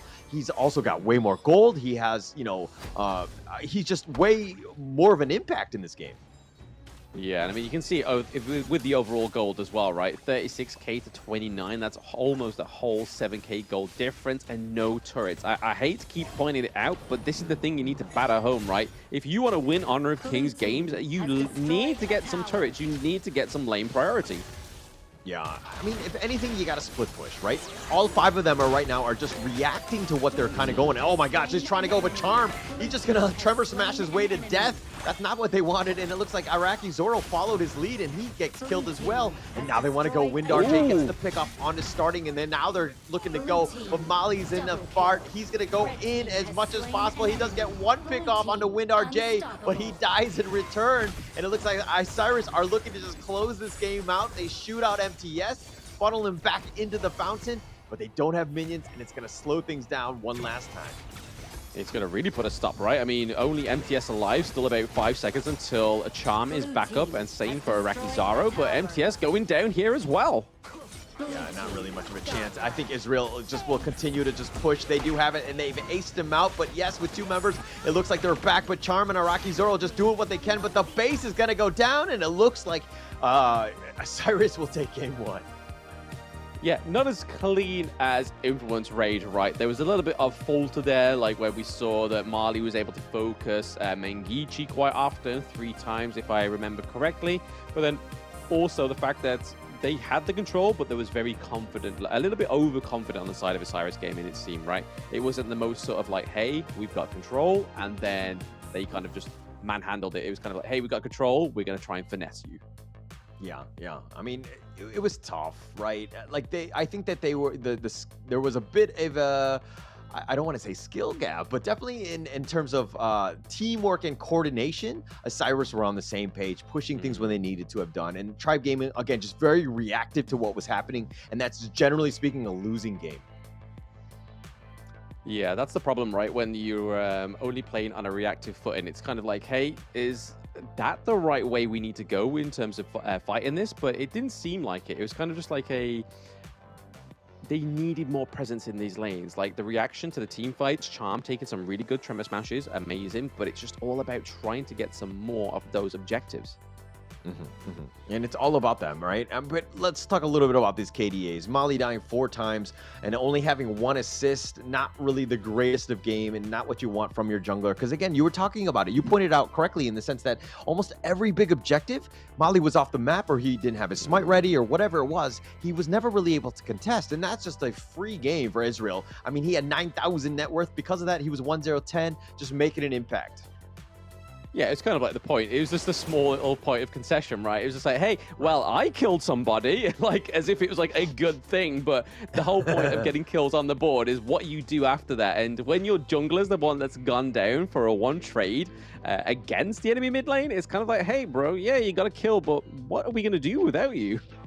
Yeah, not really much you can do here. I mean, Isurus here, muster with 64k hero damage. Israel with 74. He was such a beast with those scepters. Super annoying. Anytime you see a Hano on the enemy team and he's doing things that he's doing in terms of like the net worth and just throwing out those scepters and just doing so much damage, it's so annoying to deal with because you jump on him and then he just fate rewinds and you're like, oh crap, now we got to do it again. Yeah, it's like, hey, every little scratch you've done onto the high note has now just been completely reset. So all the efforts, we've almost got him, lads. We've got him pinned down. And you can kind of see it here. It's like, oh, we got him knocked up as well. And it's kind of like, hey, oh, no, he's recalled. He's got all his health back. Yeah, and this is the one good fight by Tribe Gaming where, you know, Charm did decently. He set it up for the rest of the team, and they got a triple kill on that one. Just that was like the biggest chance, but they didn't really get any objectives out of it. I mean, you were pointing it out almost the entire game with the fact that, you know, Tribe Gaming didn't have a single tower, right? Getting that tower provides a lot of space. You have a lot of room to move at this point, and you know it pushes the enemy team back, and it's got to be super important. You got to understand that, hey, if you win a team fight, you got to get something out of it. Yeah, well, I mean, we always beat home in these matches, right? That obviously mid lane is very important. That's E1. But hey, any turret at this point should be important for the side of Tribe Gaming. They need to get some on the board, but rightfully so. Ezreal getting that MVP, true dominance in that jungle, right? 79%, 79k damage taken, 74 dealt, but then also not dying at all. Really showing a great performance on the high note. Yeah, I love it because most MVPs, the damage is obviously much higher than the damage taken, and they take very little, if anything. But that again just shows you just how upfront he was. He was providing the vision, and he was just taking all the damage that you're throwing at him. I mean, he was just super annoying to deal with. Ezreal really well-deserved MVP. Yes, absolutely. The damage dealt, damage taken, but also just being quite like a bit of a composer, right? In his own sense, that basically controlling where his team was going, the objectives that he was stealing. But what we are going to steal from you guys is just a quick bit of time. We get a little bit of a break before we get into game 2 between Tribe Gaming and Isurus Gaming. See you soon.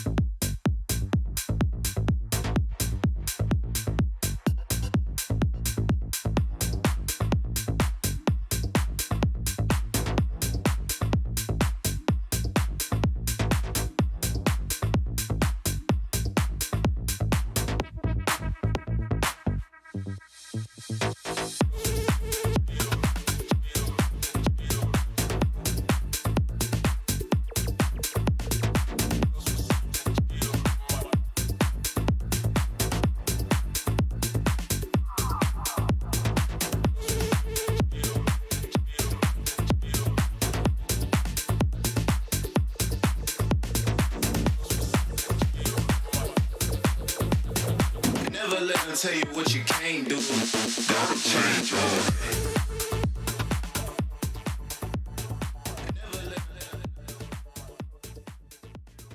Welcome back to Match 2 of the Honor of Kings Championship 2024. We're in the Americas play-in, and of course, Isurus just took Game 1 over Tribe Gaming. My name is Holler, and with me is Blam.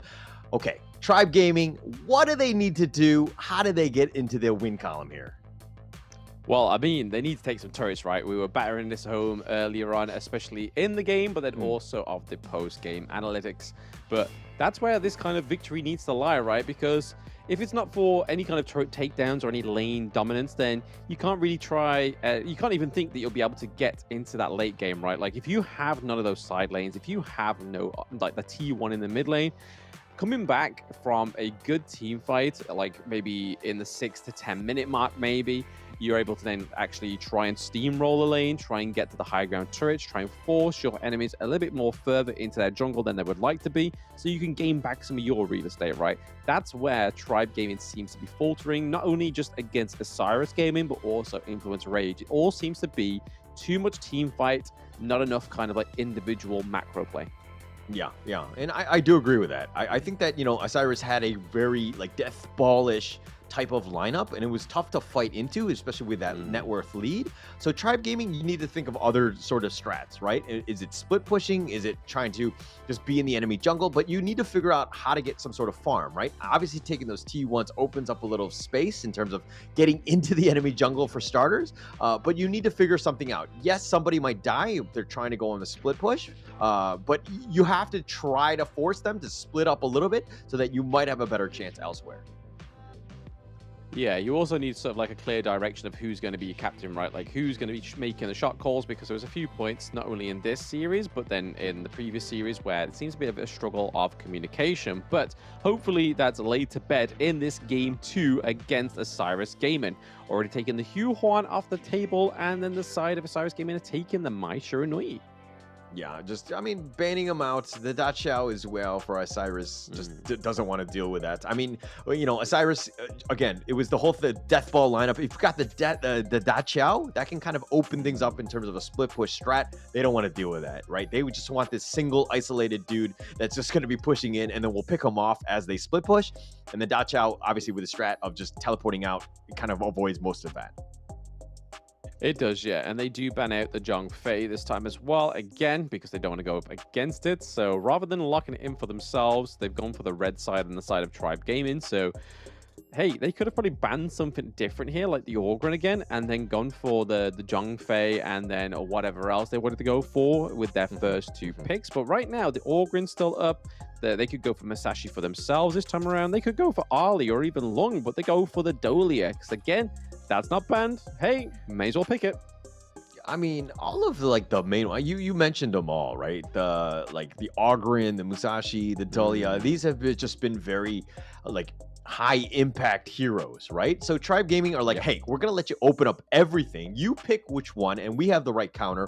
We think it's gonna be Byron and Orgrin in this case. And Tribe Gaming, I think that this is, I mean, they got it in Game 1 in the last series. They're gonna pick it up here. Hopefully they have a little bit better of a success rate with it. Okay, so the Kaiser paired with the Dolia. That's a little bit more of a staple pick, right? This is pretty much when you first hear of Dolia in Team Comp, you're like, hey, that's going to be paired with the Kaiser. This is the most infamous coupling, right? Having two invincible warriors in your arsenal. And then not only having that, you have now Destructive Deluge. You can have whatever the plural of deluges is. Is it is it just deluges? Is it got its own term? But now you've got two of them, right? That's better than one. For sure. But I'm not a huge fan of okay, I understand the Kaiser. You talk about the fact that it does have synergy with the Dolia, but at the end of the day, it's really like the Invincible Warrior ×2.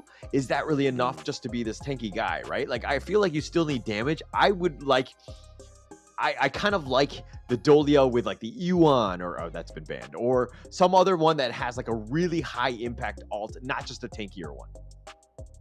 Yeah, true. But the good thing about the Kaiser, right, is you have now a stacked front line. And we've already seen here from Azrael that is able to farm very quickly, rotate very good. Yes, he was on the INO, so he has like the dash over the wall. Kaiser doesn't quite have that, but again, you're still able to soak the damage, but also deal the damage. A good counter pick here for the side of Tribe Gaming is the Angela, because again, anti-tank mage is going to be good when it goes into these big engages. You're just got to make sure that starting has the right positioning when he goes into these team fights. Yeah. It's gonna there's gonna be a lot onto starting. I think that just kind of setting it up. Yeah, maybe you get the blow up with the Chaos Cinder Blazing Brilliance combination. I like something to kind of help support that, because again, Angela very somewhat immobile, doesn't really like to move around. Isurus, I could see them picking up on a lane here or something to get on that back line, because again, they have some decent squishy targets in Lady Soon and of course the Angela here. Yeah. I really hope they don't go for the Liampo again. That's the only thing I'm really hoping for Tribe Gaming doesn't go for. It seems to be just like, hey, what can you play, Charm? Liampo? Yeah, sure, go for it. But it needs something a little bit different, right? Yes, they've banned out the Modsu. Yes, they've banned out the Zhongfei. So they've kind of like run down the pool so small that it kind of forces him to pick up the Liampo, right? He could go for a Sunbin, but they need a little bit more of a front line, right? Just in case Marley fails on the Orgrin of getting those items up, getting that HP regen. But over to the side of Osiris Gaming, they pick up the Marco Polo and they pick up the Charlotte. So you've not only got one Fever Barrage, you've now got two, so that's going to be super interesting. And they do go for the Sunbin. Okay, I'm okay with the Sunbin here. I think it helps just kind of accelerate, the Ogren Pathopassing type, just like running into them, right? Plus you have some sort of speed to hopefully get out of the Fevered Barrage from the Marco Polo. So you have some options, right? It kind of sets it up, but now Charm, who generally likes to play tankier type of roamers, has to kind of change up his play style here and just be super, super defensive, have perfect positioning so that he can get those time fluxes off in every key team fight. Yeah, I mean, hopefully this is not going to be the same kind of plays that we saw from Charm on the Liampo, where he goes in a little bit too early, because again, like you said there, Holler, that those disruptive ultimates from the Sunbin could really make the difference of what could have been a really deadly engage from the side of Osiris Gaming into kind of like a kitty cat, right? Because they can silence, they can kind of stop the control that Osiris can have in these team fights. Yeah, that time lapse is going to be key, right? Just setting it up for when that fight really does go down. But I think it really comes back to Mali and MTS, the bruisers, just kind of dictating the pace. Are they able to get some farm so that they can kind of start getting onto the Osiris backline, which is really not that tanky and kind of squishier on that side. So they have to kind of, it's like a chess match in that sense. Absolutely. I mean, that's what it all is down to at the end of the day, right? Is just making sure you pick up the right heroes at the right time and engage at the right time. But make sure, importantly, that all your team know what you are about to do, because there's no point saying, hey, I'm going to go for the back line, and then you're 2 seconds afterwards, you are stuck in the back line. Fives of the red team are literally in front of you, and it's like, hey, guys, did you not get the point that I was going into the back line? Yeah. I mean, it's going to be super important, right?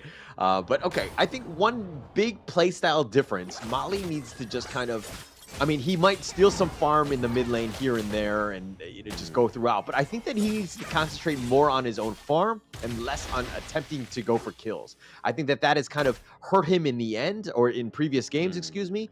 So I think Mali just, again, needs some items. Let the Ogren just do Ogren things where you just start doing a whole bunch of damage. Yeah, wherever he may roam, he can. And right now you can kind of see that both of the jungle's objectives have been basically cleared very fastly here, especially Kaiser and the Orgren, very fast at clearing all of their camps, and that's probably why they're in these lanes, right? Trying to give some presence, but the Fever Barrage goes through. We do see a lot of damage going on to Iraqi Zaro. Is this going to be first blood? Oh, WinRG getting that first blood, but a trade across the map onto Azrael. So he does go down. It's a 1-for-1 trade, just like game one, but across the map. Yeah, Araki Zoro actually, I don't know if it's the frag grenade or the rolling ray, but he actually missed the one shot that could have saved him and killed Wind RJ first, but he just barely missed it. And here's the replay. Ezreal just getting blown up. That Blazing Brilliance just burned ya. That's the beauty of the Angela. The anti-tankness comes through. The positioning very well from starting really aided that kill onto the Kaiser, which is going to be troublesome now because, again, that's just really just upset the tempo of Azrael in the jungle. But now it's given Marley a little bit more of an edge there, with 200 gold difference, which isn't huge, but it still means he's able to just, after that fight, go back and just gain some more gold for himself. Yeah, I mean, at this point, any sort of gold, get them into this one because they're really going to need this one. I mean, if we're looking at Wind RJ 2.4, Araki Zoro 1.9, 500 gold differential. 3 minutes in, not great. No, not great at all. But hey, maybe this will get neutralized at these next neutral objectives. Okay, Path of Passing going over to the wall. On Marley is now stuck onto Mingenshi. The Conductor of Souls comes through a little bit early there. He still gets the kill onto Mingenshi. And then the time-lapse comes through just to keep the side of Isurus from Tribe Gaming. So again, that was a nice pickup for Tribe Gaming. This is what we've been looking for, right? Yeah, definitely. I mean, Mali making a move and getting a conversion out of it. The fact that he got first, or he got that kill, super important for Mali, because previously when he tried to go for ganks, nothing really happened and he just kind of wasted a little bit of time. So this is, again, that kill turned into the Tyrant, and again, things are very different already for Tribe Gaming. Very different here. MTS and Marley looking to push Muster, but now they may get met with Mengenshi and Ezreal. But again, the anti-tankness comes through from the Charlotte. Starting is way behind there, keeping himself positioned very nicely away from the Kaiser, so he can't get in. Invincible Warrior looks like it's already been procced as well, so he's got to be careful, but he does have the aid of the Celestial Melody if he needs it. Yeah, Mali playing much better. He actually got that blue buff, stole it away from Ezreal, who definitely does need it, especially to help with the farming and the cooldowns and all that. So it's kind of a missed opportunity for him. And now the tables have turned, right? Tribe Gaming right now in the lead. How are they able to kind of play with this one? Because again, they haven't throughout the other 3 games. This is a almost uncharted territory for Tribal Gaming at this point. Yeah, I mean, they're doing well, right? But the only part where they're kind of falling once more is still in that farm lane, because we can kind of see that Wind RG is still ahead of Arakizaro. Arakizaro not having the easiest time of getting that gold that he needs. A knock-up for MTS there. Muster going in as well. Mengenshi just getting the hit off, but the Destructive Deluge is being able to just be nullified because he's dashed out of there as well. So really good escape from MTS, not getting caught out, which means that he may be able to save this T1, or he's now going to recall and lose it as well. So, hey, these objectives are not the biggest priority on the side of Tribe Gaming. Yeah, MTS expended the flash just to keep himself alive. He was a little bit low, but again, he sacrificed all of that for that T1, essentially. He probably should have just waited in that bush, see what they had done, and then maybe look to defend it, because now it's down and less space for MTS. Not great, but they were pushing it out. They did trade the bottom T1 for the top. I'm proud of Tribe Gaming. They've got a turret, right? This could be a turnaround on what we was expecting, because, again, we just didn't want another repeat of the past 3 games for Tribe Gaming, and neither did they, because if they just lose this one as well, it's going to be a lot harder, if not near impossible, to come back in day 2 for themselves to try and get themselves into the play-ins. But right now, Tribe Gaming on the board are ahead of gold. They finally got a T1 turret as well in the farm lane, so they did trade the T1 into the clash for the farm, so side lanes being traded there, but it does give them a little bit more of opportunity, a little bit more realism into these late games. Yeah, and I want to take sole credit of Tribe Gaming's successful game 2 thus far, because of the fact that I told them to breathe. My coaching has really impacted this team, and you can see it right now. Yeah, can we get like a line into their comms, like they're actually not even talking, just going breathe, guys, breathe. Breathing. And it's working for them, right? I mean, they've lost the T1 in the farm lane, but they're still doing pretty well. So they just need to maintain this tempo. Don't take the foot off the gas. Yeah, for sure, for sure. And I mean, like, the net worth lead is slowly dwindling a little bit. Isurus is still finding gaps to kind of get themselves back in this game. They're continuing to push Tribe Gaming back. And this is why, you know, hey, really good teams understand how to play with the lead. Tribe Gaming right now, Looks like he's gone on. Bit of, yeah, a bit of a bad phase check there for Marley. Just going straight in with his face. He's like, hey, checking this phase, Bush. No one's going to be here. Just my pretty little face is auguring, and then get met by 4 members of the side of Isurus Gaming, which could lead to this T1. They do clear the wave pretty well. There's still 1 minion in there, able to clear it, keep that T1 in the mid lane alive. Because I think that's kind of like a stable point now for Tribe Gaming. Yeah, definitely. Keeping it alive is super important for them. And I mean, they had 4 members of Tribe Gaming just keeping it alive, trying to defend it. But the Blazing Brilliance a little off the mark. Capex just kind of dodges that. Yeah, you got to be careful on that one. It does have a low cooldown, but you don't want to be sort of expanding it too much. The Invincible Warrior does go through a little... Actually, no. Yes, goes in a little bit early there. Given over another one thanks to the Celestial Melody of Dolia. So again, they could still force another team fight, still have that Invincible Warrior as well. Orgrim, passive path of passing over the wall. Wasn't able to get the Azure Golem buff. It does go over to the side of Isurus Gaming, which could be a pretty big upset here for Tribe Gaming. Yeah, looking to invade and just kind of, again, contest things. And Isurus has done a great job of that, getting both of them, and they've gotten the Tyrant as well, converted it. So now they're in the lead. Isurus, ooh, how the tables have turned. Yes, they just need to make sure they are able to maintain the lead from the side of Tribe Gaming. Blazing Brilliance comes through to stop that minion wave. Nicely done by starting there. The Burning Cinders as well, just trying to slow down the side of Isurus Gaming. But still, we can still see that the T1s are still down into the side lanes. There's been no sort of advancement on either side yet, but hey, I feel like if there's a pickup of like 1 or 2 players on either side, that's when we're going to start to see these pushes come through. As you can see, Muster already macro pushing that bot lane. Yeah, but look at the net worth here. Almost everybody's like, what, 5,000 on the side of Tribe Gaming, whereas you see a bit of a gap, right? There's a bit of a jump in the sense of just like the farm, like funneling has been a little bit different in the sense that Windar J 7.5. He's gonna start doing some serious damage. You got to know where he is at all points. Muster has 6.4, so he's going to add up quite a bit as well. So again, you just need to understand where these guys are in those team fights. Yeah, you've got to be super duper careful, right? I mean, we already see that he's ahead like 1.8k gold. That's huge. He's only got 1 kill, right? So he can't even play it on the kills, but hey, Path of Passing is able to bait them into a team, well, what was going to look like a team fight there, but able to access out of there is Marley, because again, if Marley didn't have that access out of there, he could have got caught out there. We do get the knock-up from the Lady Chen and the Destructive Deluge, doing a lot of damage onto Marley right now. The Burning Cinders do come through from Angela. They're a little bit split apart here on the side of Tribe Game, and I don't quite like the formation they have right there. There's room for error, and there's room for Isurus Gaming to try and take the Tyrant. It looks like Muster's going to do it on his own, whilst they're keeping them locked into that mid lane. Yeah, the formation was 2-2 lose. It was not a good situation to be in, but it looks like they want to go. Molly's up in front.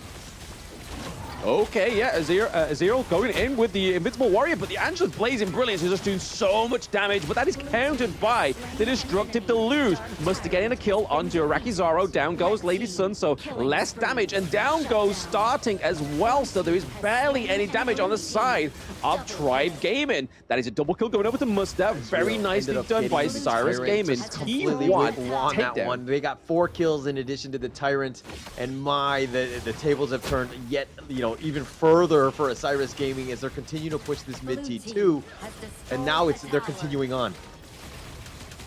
Yeah, so far so good here for the side of Isurus Gaming. All it took was just that one fight. This with the minion lane. It looks like they're continuing on. They're just chipping away at it, and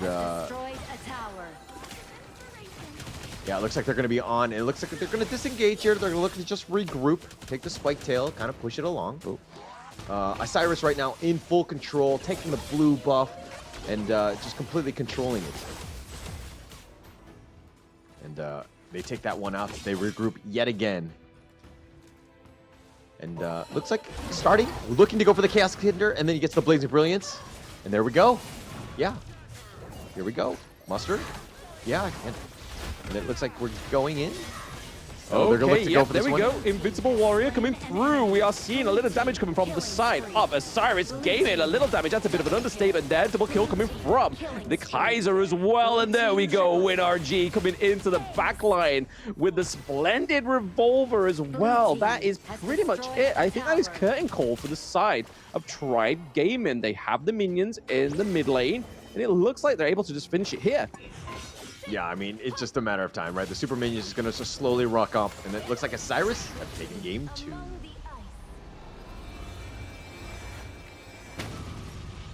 Yes, Osiris Gaming taking game 2, and that is going to be a hard comeback for Tribe Gaming. They had an improvement in the last game. They were able to take some turrets right. Small improvements, but this is not the point where you want to be improving, right? You wanted to do this all in the first match and then just capitalize from that, learn from that. Whereas now, their 2 series is in Hauler, and what are they going to do from here? Well, first things first, they're going to breathe. Second thing is they're going to just actually go back to the replay, and they're going to just kind of, they need to just buckle down, right? I think that there's going to be a lot of, some replay review. They need to figure out what those gaps are. They had the lead, but then they just played passively. They're like, they didn't understand how to kind of take over with map control. I mean, we talked about it with Kindofu yesterday in terms of just how you want to control the map. When you have that lead, you just be super aggressive. And Tribe Gaming just, again, took the foot off the gas, let Isurus just really get back into it. Yeah, I mean, it was all around that team fight, right? Where we saw that Ezreal was able to get in there with the Invincible Warrior, but then obviously the Destructive Deluge comes through as well, doing a lot of damage, which just meant that the side of Tribe, once they lose the likes of the Orgrin, they didn't really have any tank on their team, right?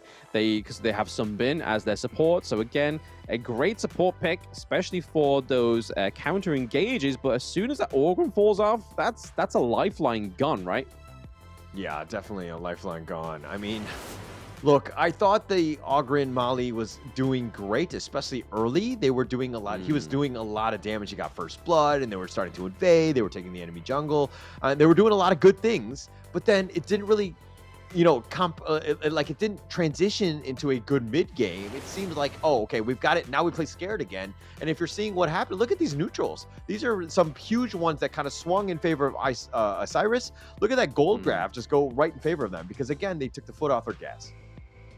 Yeah, that's the unfortunate part, right? Is this like you can't kind of just like run on like hopes and dreams when you have that game advantage. You kind of have to sort of make sure that you are being realistic with it. You don't overextend, but you also know the limitations of your teams, which I don't think the side of Tribe Gaming saw, right? Because Orgrim was their lifeline. As soon as Marnie fell down, that's when the team fights truly went into favor of Isurus Gaming. But you can see from that first blood, Wind RG was also able just to keep dominating that lane, right? Like, he was always ahead by 1k gold. Yeah, 1k gold. I mean, that first blood definitely did help Iraqi Zoro just kind of losing that one-on-one, and then it compounded into the next phase, which is just playing from behind. Kind of tough for him. But Isurus just finding ways to get back in. Like, Tribal Gaming on the run. They're not looking to fight this one, but they're just getting gone on. Now when they're running, it's just like, it's the easiest thing. When the enemy team is just running away, then you have a numbers game. You're able to pick them off. You're able to prioritize and hit the right targets. But the MVP, Ezreal, I mean, we're talking about the Kaiser one, just kind of counterpicking the Ogrin, and he did quite well with a 3-1-5 KDA. Yeah, he did fantastically, right? I mean, there was a few times when when there was a chance where he got caught out. Obviously, the trade for first blood, right? That was an issue. But that's early game Kaiser. He has no items. He has no tankiness. Whereas as he starts to build up that gold, as you can see there, 8.3k, and then also the damage taken, 63.6. He was basically the front line of the team. And sometimes we saw some really premature sort of invincible warriors, but he had that privilege to do that, right? He was able to have that celestial melody come from the Dolia, which really aided the fact that if he made a mistake, procting it too early, it didn't quite matter. It wasn't punished too hard. Yeah, for sure. And I mean, that's what you want. That celestial melody is just so good at times. Like, you mess up the first time, it's like, I got the second one. It's going to be all there. But, that was going to be the second series. Isurus goes out 2-0 against Tribe Gaming. And we're going to get to the third matchup soon. But first, we're going to take a little bit of a break.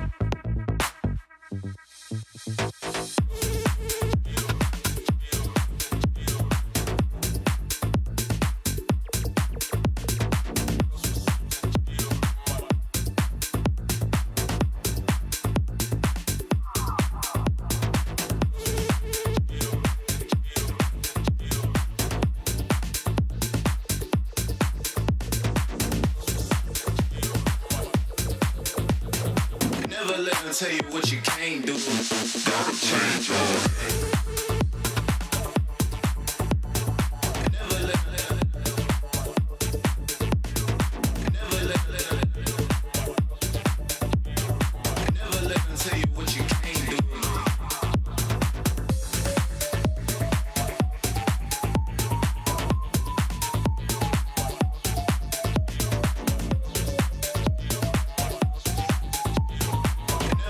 Tell you what you can't do, can't do, can't do.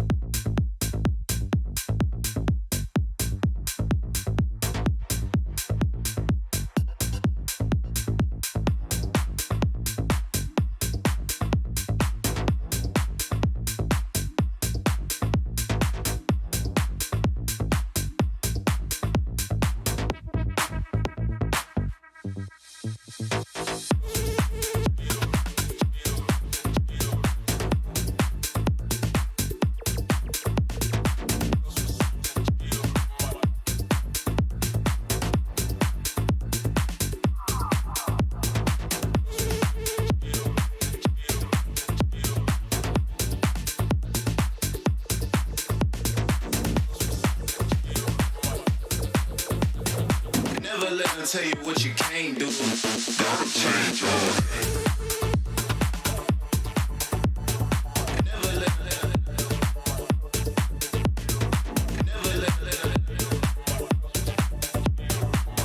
let them tell you what you can't do.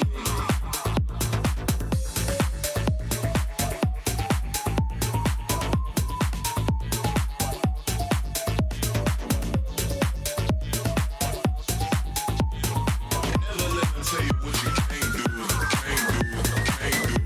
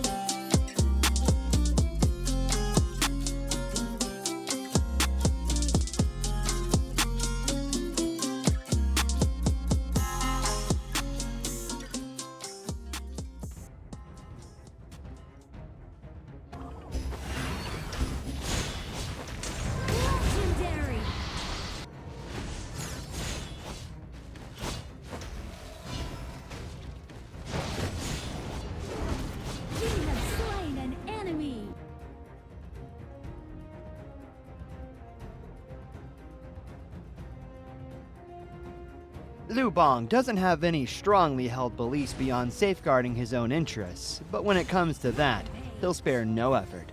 This is his passive skill, which automatically grants him a stack of mark every second. At a certain number of marks, he gains an enhanced basic attack. This is his main damage skill. It enables a shield that deals damage to nearby enemies either when it expires or when he manually disables it. His skill 2 provides movement and crowd control, letting him charge forward to damage and stun enemies in his path. Liu Bang's ultimate is a teleportation skill. It provides the selected teammate with a shield and after a short delay, teleports him to the teammate, restoring health to teammates within range. Upon arriving, Liu Bang also gains an extra movement speed bonus. Notably, the longer he channels for, the stronger the shield and the greater the magical damage dealt by the teleportation. This combo is great for protecting teammates that are being overwhelmed. First, select a teammate to provide them with a shield. As he starts channeling his ultimate, activate skill 1 and wait for the channeling to finish, or tap the ultimate again to teleport. Then, use skill 2 to dash and stun enemies, followed by stage 2 of skill 1 and an enhanced basic attack to deal burst damage. This combo is mainly used to protect your team's carry. It utilizes the ultimate shield and magical damage to help teammates block fatal damage and gives them an opportunity to counterattack. Note that stage 2 of the ultimate can be used flexibly depending on the situation of the battle, though it is most often used to provide emergency support or to retreat from combat. At the start of a match, Liu Bang can choose to clear his lane with skill 1. After unlocking his ultimate at level 4, he can clear the clash lane first, then teleport to teammates to help them. Since his ultimate lets him travel fast, he can take the time to clear minion waves before teleporting to a teammate. This puts pressure on the enemy in the lane, while at the same time building a numerical advantage in teamfights. He can also let teammates initiate fights and use his ultimate to provide them a shield, then jump in to absorb damage and take out enemies with help from the carry. If he's facing an enemy who is stronger but doesn't have any crowd control skills, he can use his ultimate to instantly teleport to easily flee the danger. Liu Bang should focus on leveling up during the early game. After unlocking his ultimate at level 4, he can keep using it to reach teammates and help them build an advantage. During the mid to late game, once he has enough defense and damage, he can mainly focus on laning and teleport into team fights to protect the carry and take out unsuspecting enemies. There, pull out the root of the problem. What's a conscience? A kind of snack? Why duel someone when you can gang up on them in a valley?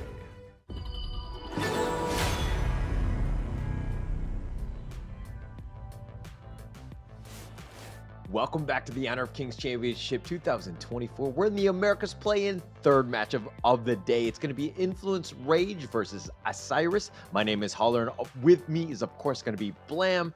Your thoughts on this final matchup, Blam?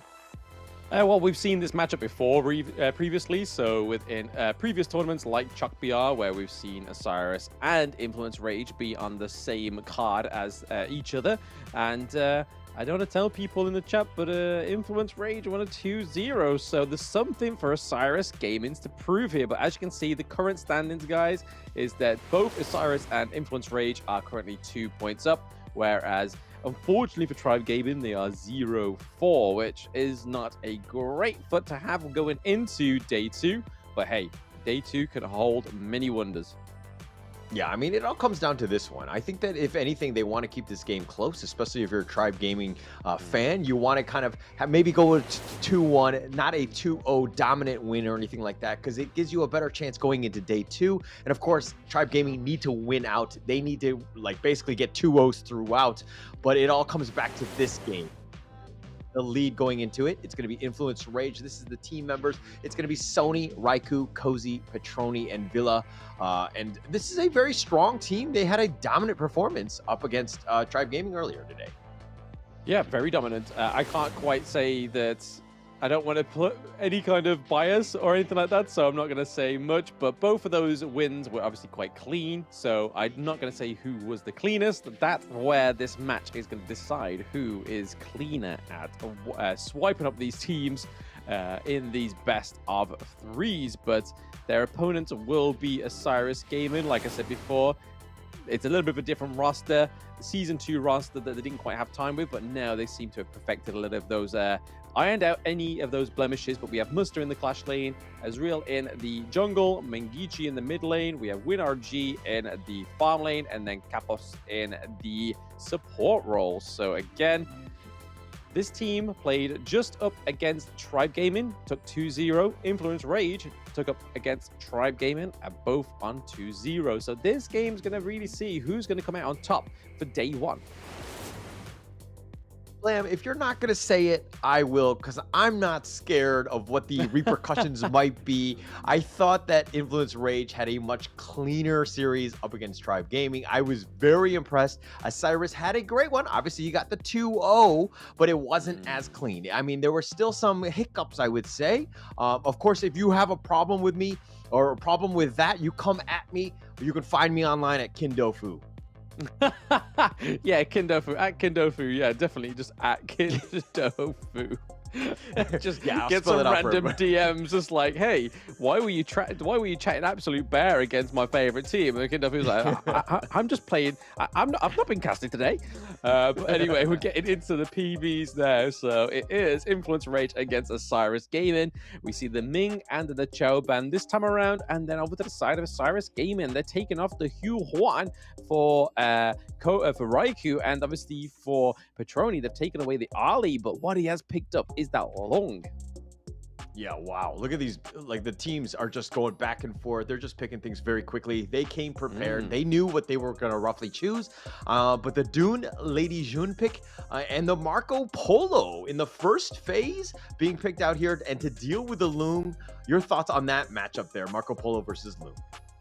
I mean, it's a great counter, right? So I see why they've gone for it rather than waiting for the next ban phase to come through and be like, hey, we don't have any farm lane heroes to pick from now. So rather than get to that point, they've basically completely got rid of that potential. They've got their mid, they've got their jungle, and they've got their farm lane. So now it's just about flashing out that Clash lane, which you can see right here. Influence Rage banning out one of Muster's biggest picks, which is the Mulan. But we saw him on the Orgren the past few games, so I'll be interested to see if they actually go and ban the Orgren or ban out something like the Mayeen or the Byron. Yeah, it's funny that it wasn't even picked. It's not really prioritized, and both of these squads are proving that they can actually play up against the Ogren and have no issues dealing with it. But I want to just kind of point out Influence Rage, the Dolia, the Celestial Melody potential on the Elaine, the Death at Sunset, and of course the Infinite Vastness with the Loom. You have like two potential get out of jail free cards used back to back. That could make for a very interesting team fight. Oh yeah, lots of airtime to be had on the side of Influence Rage, especially assisted by the Celestial Melody, right? So it's going to be really interesting to see how Isurus Gaming decide to pin those down. Do they do it with more CC, like the Motsu there, as we can see it? I swear I know what I'm talking about, right? The Motsu comes through. But then they also have, obviously, the likes of the Destructive Deluge from the Lady Gen. So again, massive damage. They have the Dune to be able to soak up the damage, but they also have the Marco Polo, which we saw WinRG have a fantastic game 2 against Tribe Gaming on the Marco Polo. Didn't quite get the MVP because it was Ezreal taking the MVP both times. So again, two really good junglers, Raikou and Ezreal, going head-to-head. This is going to be really good, I think. Yeah, it's going to be an interesting matchup. I think that's actually probably the biggest one to match or to watch between the Raikou and, of course, Ezreal. That's going to be super fun. But Influence, they actually pick up the Ogren as their last pick. Okay, is the Dune Ogren, or I mean, is that going to be enough to deal with? Like the Dune, that is? I mean, it may not be, right? But they've got the Motsu, so they've got the CC from the Motsu, and they have the Dharma as well. So they have those truth mantras, and obviously, as they say, truth hurts, right? So hopefully Dharma is able to land the truth mantras onto the Orgren to CC him, because again, Orgren's biggest counter is CC, so you can't use the Conductor of Souls, get that HP regen, and then you just kind of burst him down from there, right? Which is where the Marco Polo and the Lady Gen are going to come into it. Okay, going into this one, who do you think has the edge? I don't want to say. I don't want to say. I want to see this roll out. I want to see this unfold for myself in the Gorge. I want to see if Isurus Gaming can beat Influence Rage, because so far, between Open Series and the play-ins, they've only had one real contender, and that was the STMN, who was also a LATAM team as well. So, hey, if they play the cards right, we could be seeing a good game here for Isurus Gaming. Yeah. Okay. All right. I mean, to be honest, I like Isurus Gaming's draft. I like their draft. I think that there's a lot of synergy, and I kind of see what they're trying to do. But again, it's one of those things where I just see Influence Rage, and I just see the Augurin, right? Wise Muster, Marco Polo, and Wise Wind RG, Dharma. Yeah, they're changing things up a Maybe little they bit. could not get it out, and maybe they could not get that overruled. But hey, we're all here for the switch ups. They spice up your life. Yeah, and okay, looks like they're gonna go in. Yeah, they're going to go in. The truth mantras connect. Oh, hey, there's a bit of spice. There's a bit of truth to the mantras right there. Petroni going down thanks to the Motsu and the Dharma combo. Very interesting. A bit of a throwback to the Malaysian qualifiers for MSI, right? Where we were seeing the likes of the Wukong down into the farm lane, the Li Xin as well. Very, okay, I'm here for it. I'm here for it. No, it's interesting. I mean, Mooster is the Clash laner, not to throw anybody off, but he's playing the Marco Polo, just to put a little bit of context here. Wind RJ on the Dharma, but he's actually playing it as a farm lane hero. Is this just because of the fact that, Wind RJ is just a little bit more familiar with the Dharma? Mooster's cool with Marco Polo in almost any lane. Like, is that the thought process here? I mean, the pairings kind of make sense, right? If you're going to go for a Lung, whilst he doesn't have that infinite vastness, he's not going to be able to get out of there, especially if you get right into the thick of it with Dharma. The only problem is the damage from that first ability of Lung, right? Whereas the lane against the Marco Polo kind of makes sense. The range against this close quarter combat, you're always going to win. You don't bring a knife to a gunfight, right? Very much so, yes. But I mean, again, the Petroni with that range, though, you got the gun. You got that problem. But I mean, I know Wind RJ at some point, once he gets those items and he's just able to go in this, in Petroni's face and just blow him up with the truth, I think that, Petroni might struggle at that point. But for now, I think Petroni needs to be aggressive, try to get as much farm as possible, and kite people away as much as possible. Yeah, the other thing they got to look out for, right, is the Augurin. So Raikou on the Augurin, we've seen him already prove to us that he is able to gain the resources very much faster than his opponent junglers. So it's going to be interesting to see if Ezreal is able to keep up with the pace of the Raikou. But right now we're seeing Raikou up by 2.5k, whereas Ezreal are 2.2. So not quite living up to it yet, but not too far behind. Menginchi taking a bit of damage here.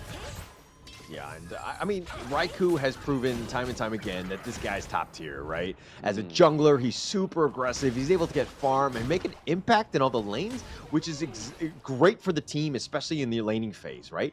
He wants to contribute doing that. Raikou, man, absolute beast. You got to worry where he is because, again, he's invading the enemy jungle, and now he's back, and he's just continuing to farm.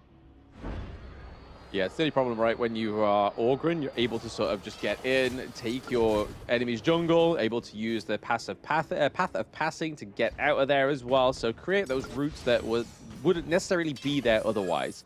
But I think the thing with Muster as well, they haven't really tried to go for any like 3-on-1 dives, which I thought would have been the case for having a farm lane hero into the Clash lane. It would be a lot more susceptible to these dives. This Tyrant here looks like it's going to go the way of Ezreal, and they're pushing forward, but, Influence Rage doesn't want any of that action.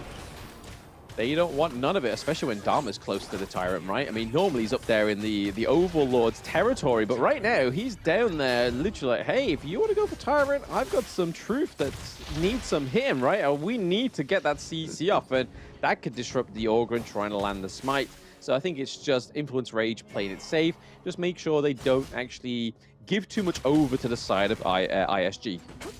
Yeah, and I mean, I'm wondering if they're, like, Isurus are kind of just not really keen on a lane versus Dharma matchup, or, because I think that, like, Mooster's done a great job of just getting actually on pace with Sony, and Sony has proven time and time again he can get a lot of farm in different ways. Yes, absolutely. We was looking for not quite the committed engage we saw there for Raikou. A little bit of an aggression here into the top lane. The T1 looking pretty damaged. So Muster so far, even though it's not your typical Clash lane hero, he's not doing too bad. He's able to be keeping the priority in his favor. He's able to do way more damage than the lane onto that T1 for himself. So again, hey, I'm not going to knock it. Don't knock it till you try it, right? Well, okay, now you and also Isurus have me worried here because I don't want to see Marco Polo in my Clash lane. Yeah, definitely not. Think inside the box, does go over to the Ogre, and that is the counter that we're looking for. And again, ISG getting a kill onto Influence Rage. They are caught a little bit off. We were caught off with the whole switcheroo between the Marco Polo and the Dharma, right? I think Influence Rage have been caught off as well. Like, help, please? Yeah, and Raikou wasn't expecting to get just locked in like that. I mean, Catbox was on point with that thick inside the box, kind of just setting it up and everything. And I mean, Raikou wants to get away and not able to do so. I mean, he's augering, and Raikou's like, hey, you know, what the heck, guys? Why I can't get away? What's going on, man? Yeah, why am I not winning against the Marco Polo? Should you not be like 2v1ing him with me? Please, give me some support, guys. But yeah, Cannon Blast coming through from the mid lane from Motsu here, just trying to put a bit more pressure because, A, they're able to replicate the same kind of damage that was happening to the T1 into the Clash lane onto that mid lane. And we always say how important that T1 in the mid lane is. That would really open up access for Raikou. He doesn't need it, but it means that it'll just be even easier for him to try and take that farm. A little bit of a 1v1 here between Ezreal and Raikou. The win slash coming through, but no committing.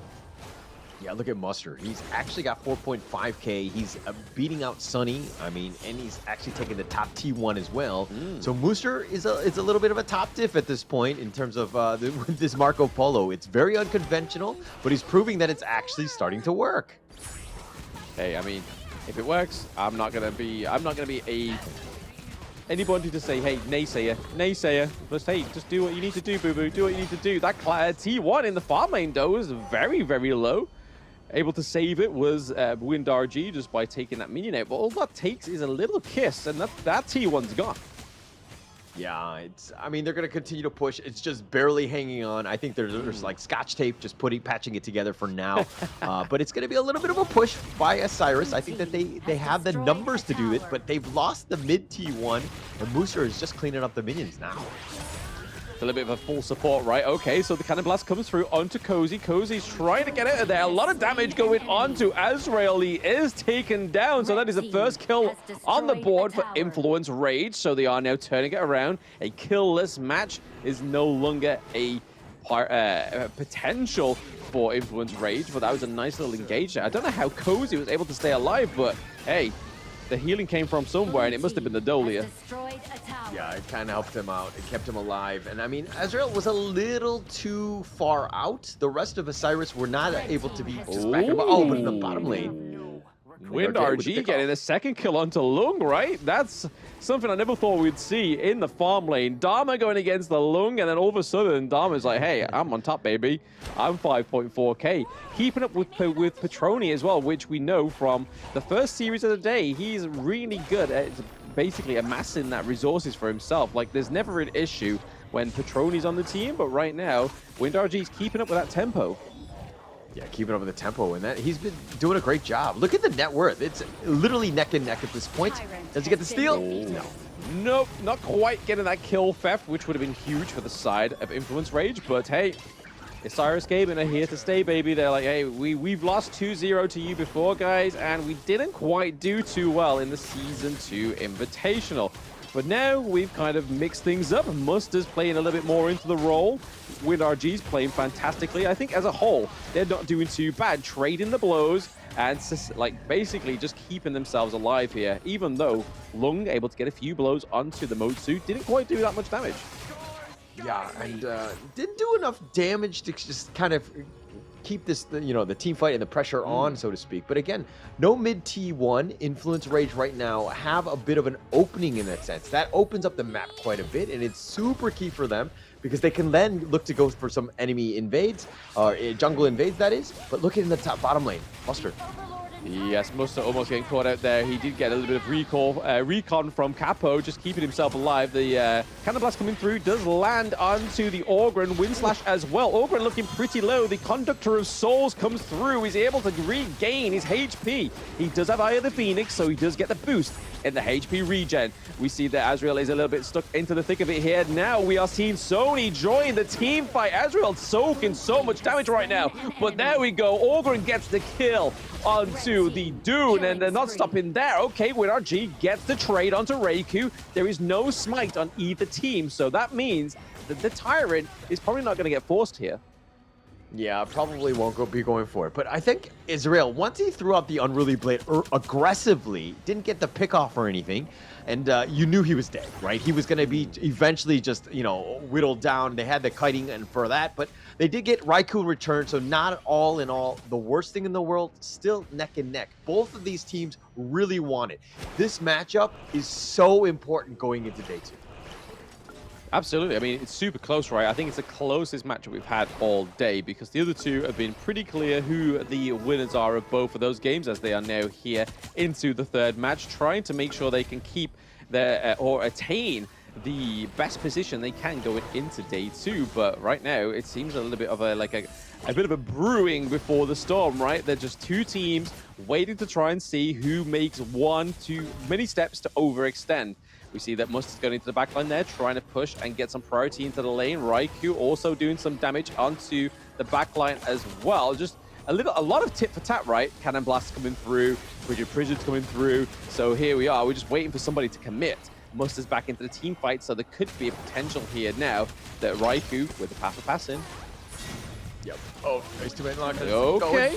Yep, there we go. Lung getting the kill. The pickoff comes through. The Death on Sunset as well as the Infinite Vastness comes through for the Lung. But that is a 1-1 trade so far for ISG. They're picking up a double kill here. So WinRG on this Dharma has been quite a throw-off here, but it's working for them. We do see that Sony falls as well as Ezreal, but that is a triple kill. Holo, WinRG doesn't need the range. He's happy playing this Dharma in the farm lane. Yeah, okay. Dharma in the farm lane, that is something that I did not expect to hear on, you know, on day 1 today. But nonetheless, WinRG is really proving that it's starting to work. I mean, he has 9K, highest in the game, and he's doing it off with the Dharma, and he's just blowing people up with the Enlightenment as well as the Truth. He's just setting himself up. And I mean, I thought Mooster was having a great game with the 9K net worth already. And I thought he was going to be the carry, but in fact, WinRG's like, I'm still the carry here. Yeah, Capo get a nice cannon blast there onto Cozy. He was like, hey, I'm going to phase check. I'm not with my face like Tribe Gaming did. So learning from their other opponents, they've been watching the previous series, and it's definitely paying off for them here. ISG looking pretty strong. Not quite the lead that they need going into the mid game. It's still pretty much neck and neck for the gold. Yeah, it's going to be super important for this Tyrant. Don't want to give up these objectives. You're still neck and neck, so that you want to contest these things. Ezreal has to have great positioning, ensure that he gets that smite. Yeah, he's taking a lot of damage now, right? Because, I mean, Lung has that Starbreaker, so the armor piercing coming through. The Death on Sunset as well lands nicely onto Magenchi, goes down. That is a trade for Cozy. So mid lanes on both teams going down. Dharma's not quite had enough yet. Lost into the thick of it is Sony. He does go down. The Cannon Blast saving that extra little bit of second wind that we saw Influence Rage try and have there in that team fight. Yeah, but why would you go for this Influence Rage? You're down 2 players. I mean, yes, you saw the recall by WinRG. They were not going to contest, but this is super risky trying to go for the Tyrants here. Ezreal and Raikou both have their smites. Yeah, both going for the Tyrant here, but they are able to make advantage of this, take the T1 into the mid lane as well. Infinite Vastus comes through for Petroni. He's going straight there to try and disengage. They do get the Tyrant, however. This could be troublesome for Azrael. He's already pretty squishy now for the fact that the armor pen coming through for Influence Rage, but the Tyrant extra damage coming through now is going to make the world's difference in these next few team fights. Questionable positioning or questionable play by Ezreal there. He actually went away. He still had smite, but he actually went away from the Tyrant and realizing that, okay, we gave up on it. We're not going to actually contest this. But Ezreal, it was just like, hey, actually he went to the blue side, and I was like, huh. Does he think he's on the blue team because he went the wrong way and he just put himself out of position? Not great. Yeah, definitely navigational error there for the side of ISG, but they've done definitely very well with trying to keep up with this Titan that is Influence Rage, who they've lost 2-0 to before, but this seems to me that ISG have done their homework, they've done their improvements as well, and right now, didn't lose the high ground turret in the mid lane, which is pretty much a lifesaver at this point, so that the team of Influence Rage don't get those empowered minions. But for now, it's still looking a little bit more of the calm before the storm. Maybe we'll see a little bit of a bait here for the Overlord. Yeah, and it's looking like the teams are starting to muster their forces around it. They're sticking around. You see what I did there, Mister? I see what you did there, Hola. But Influence Rage now on the run, or chasing after him. Yes. Path of Passing coming through. I think it's just kind of trying to play the mental mind games here as they're waiting for Sony to bring those minions around as well. So now they have the priority into the Clash lane. They kind of see, hey, we've got some priority needing up there, but there's also a fight for the Overlord. But no Path of Passing on the side of ISG. Are they going to get into there? No, it is going to go over to the side of Influence Rage. And there we go. Loong taking the kill onto Muster. So Petroni like saying, hey, you aren't normally a farm lane player. I'm going to show you how it's done there. Taking a lot of damage onto the Marco Polo, was able to take it down. Dharma is still looking for a bit of a macro play here. WinRG just got all the wind in him. Yeah, WinRG doing smart. I like what you did there. WinRG just trying to push it out. I mean, he knew that Muster had been killed. Not much he could do, so he actually just looked to just push the wave and buy a little bit more time for Muster, who's going to be up in about 15 seconds. That's an eternity at this point, especially since Influence Rage are knocking on the doorstep. Yeah, it's definitely been a lot closer game here, but it seems like there is a bit of a confirmation of who may win this one, right? Depending on how ISG defend this base. They've lost 2 higher ground turrets, which is going to make the laning phase a lot more harder for them going through to this one. But now they have the Vanguards as well. It's really interesting here. The Influence Rage just need to take a solid team fight, which we know they're capable of.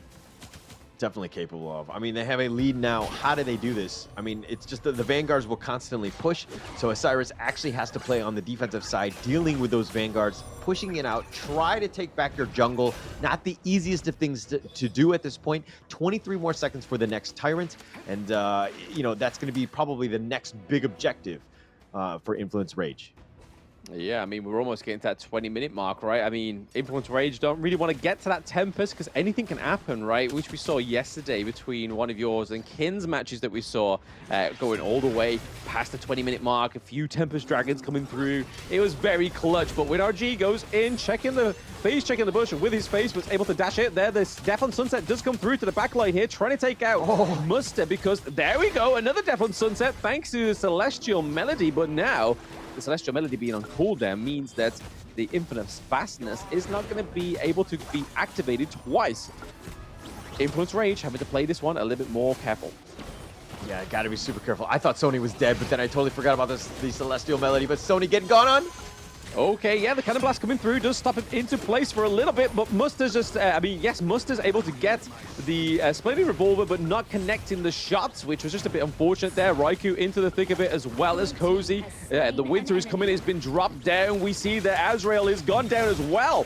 So all it is a little bit of an engage here. The Death on Sunset has been reactivated once more for Sony. That is a 2-0 trade to the side of Influence Rage, which means that they're able to either go for the neutral objective or push these minions in the midway. All right, Muster had the Resplendent Revolver. He had it lined up on Sony, who was very low, who would have been killed if it weren't for Bilal, who jumped in front of him, was Operation Human Shield, sacrificed the body, took a lot of damage, kept his teammate alive. Hey, that's what support players are meant to do, right? I mean, that's what they should be doing, right? they Sorry, are Blam, the people who get in the limelight. They are meant to be the body blockers. But speaking of body blockers, WinRG going against Sony. The 1v1 didn't quite go in his favor. His team was able to get his back. The posse of Influence Rage just coming in through with a clutch rotation there, able to completely mitigate the takedown of Sony. But again, this is now looking like an Influence Rage late game. Tempest Dragon up in 15 seconds. Yeah, it's going to be the big one. I mean, potentially Isurus could get back in, but WinRJ sacrificing himself, trying to take out Sony by herself in a bad spot where the rest of Influence Rage were going to come in to just help him out. Not a great situation. Now you're putting your team on the back foot.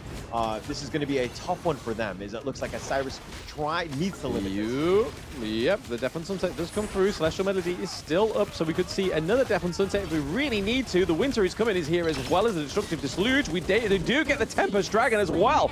So speaking of dragons, it's Lung that's getting it. The Sage's Sanctuary really paid dividends here for the side of Influence Rage. Currently a 3-2 trade so far, and they have the Tempest Dragon. Sony is not quite done. The Cannon Blast does come through, but is he able to claim another kill for the side of Influence Rage? A dash in onto WinRG. He does have the Sage's Sanctuary, so it's a little bit ballsy here playing in for it, but it's a little bit more of a distraction just to get the minions into the Crystal Hauler. They are taking the Sage's Sanctuary off of WinRG. They are taking game 1 from ISG as well. What a close match. Influence Rage really proving to be the cleaner team coming into this one. We knew that they were capable of it. They played very well. They were able to stop Mooster's, Marco Polo, WinRJ on that Dharma. There were some slight mistakes, and we did kind of see that one in the last series as well, where there's the potential for those mistakes. And Influence Rage, punished every single one of them. Yeah, I mean, it took a little time for them to actually adjust to see what happened there with the Dharma and the Marco Polo switching lanes. But once they finally got their foot in there, Influence Rage played fantastically. But I have to give it up to ISG. They played really well. That was a very, very close match to around about the, I'd say, 12-minute mark, right? Like, a lot of that was going in the favor of ISG. It was just, whether it was just a throw-off, the team comp, WinRG just played fantastically on the Dharma, having that sort of confidence boost in the early game, getting the first blood. But as you can see here, across the board, there's quite a few standout performances, right? Yeah, it's down up for WinRJ 7-1-1. I was like, wait, hang on. He's on the losing side. What is going on here? And Mooser, of course, with a ton in terms of net worth. Both of them swapping heroes, not roles, and they're just kind of taking it to the next level. Look at that damage. 158,000 by Mooster. Still did a ton of damage, but not enough to deal with this absolute beast of a lineup of Influence Rage. Yeah, just look at the damage taken from the Doom pick, right? This is why people go for a tank in the jungle. It means that all your other lanes get to shine, that the resources rightfully go over to them, and you can kind of see these performances come through, like from Muster, like from WinRG as well. Just completely thrown off, a little bit off the meta, but hey, you don't always win things when you are being just normal, right? Sometimes insanity means that there is a method to the madness, and so far, there was a method to the madness. It was working very well, especially against locking Petroni down in the early game, not making sure he activated earlier than he should have. But by the time the Starbreaker came through, and then all those really hard-hitting items on the side of Influence Rage and getting put into the itemization, it was pretty much a hard team fight for the side of ISG. All they had was the Dune, and it just clearly wasn't enough in terms of tanking, right? Yeah, most of the team fights, though, were kind of funneling Isurus into these small, little pathways, right? And it kind of sets it up for Influence Rage to just kind of land on their parade, rain on their parade, with, the Death at Sunset. And then plus the fact that you saw just the power of the Dolia. The fact that, what's better than one ult? Two ults, right? The Celestial Melody just giving them so many options and letting them do so much damage coming into that late game. And they were just starting to burst them. Ezreal was not that tanky towards the end.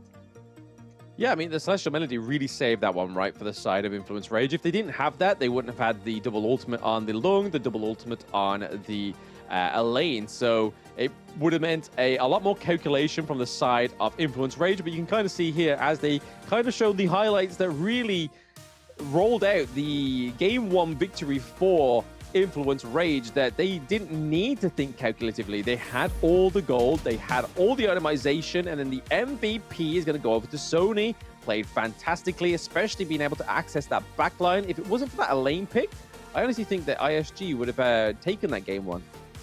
Agreed. Yeah, actually, because Sony was on point with his Elaine, right? Those Death at Sunsets, the Meteor kills, just setting it up, letting them group up, and then just have that control. That's exactly what you want as the Clash laner, especially in those team fights. And he was on point. He had such an impact. Absolutely. Speaking of Deaths on Sunset, we are just going to have a teeny little break on Sunset before we get into Game 2. Maybe the final game of the day, but I feel like with that win that ISG have, not just win RG, but that second win going into this Game 2, we could be seeing a full best of 3. So don't go anywhere, chat. See you soon.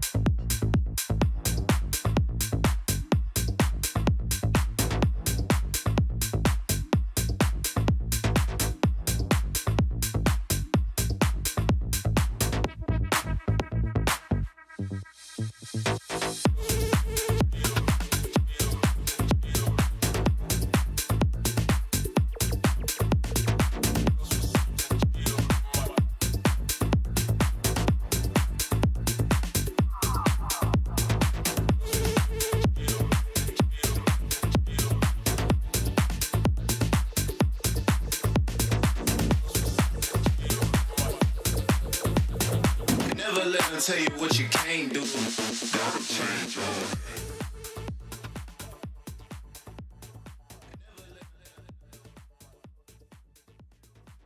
Influence Rage take game one over Osiris. Blam, how does Osiris bounce back from that game? I think it's just a bit of a clearer and more composed late game, right? Because we had a great starting from them. They got first blood. They were able to kind of maintain that same level of resource taken and also the aggression that the side of Influence Rage had.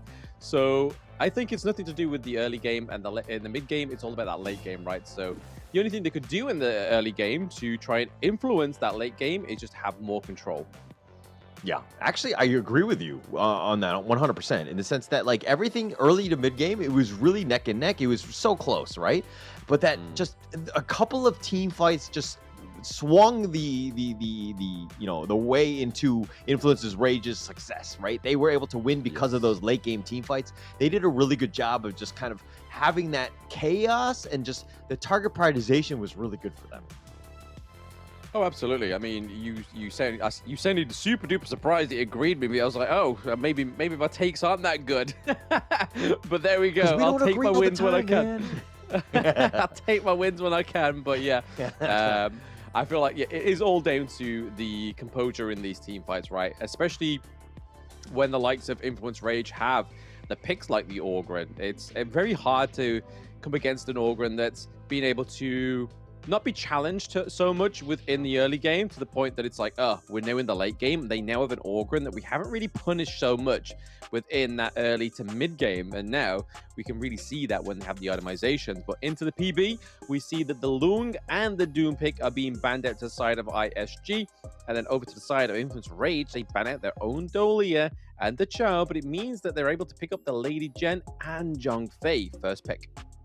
Yeah, it's one of those things where they didn't have first pick going into this one, so they don't want to have to deal with the Dahlia. So it was one of those things where, okay, we don't want to deal with this. But, Aaron and Ming?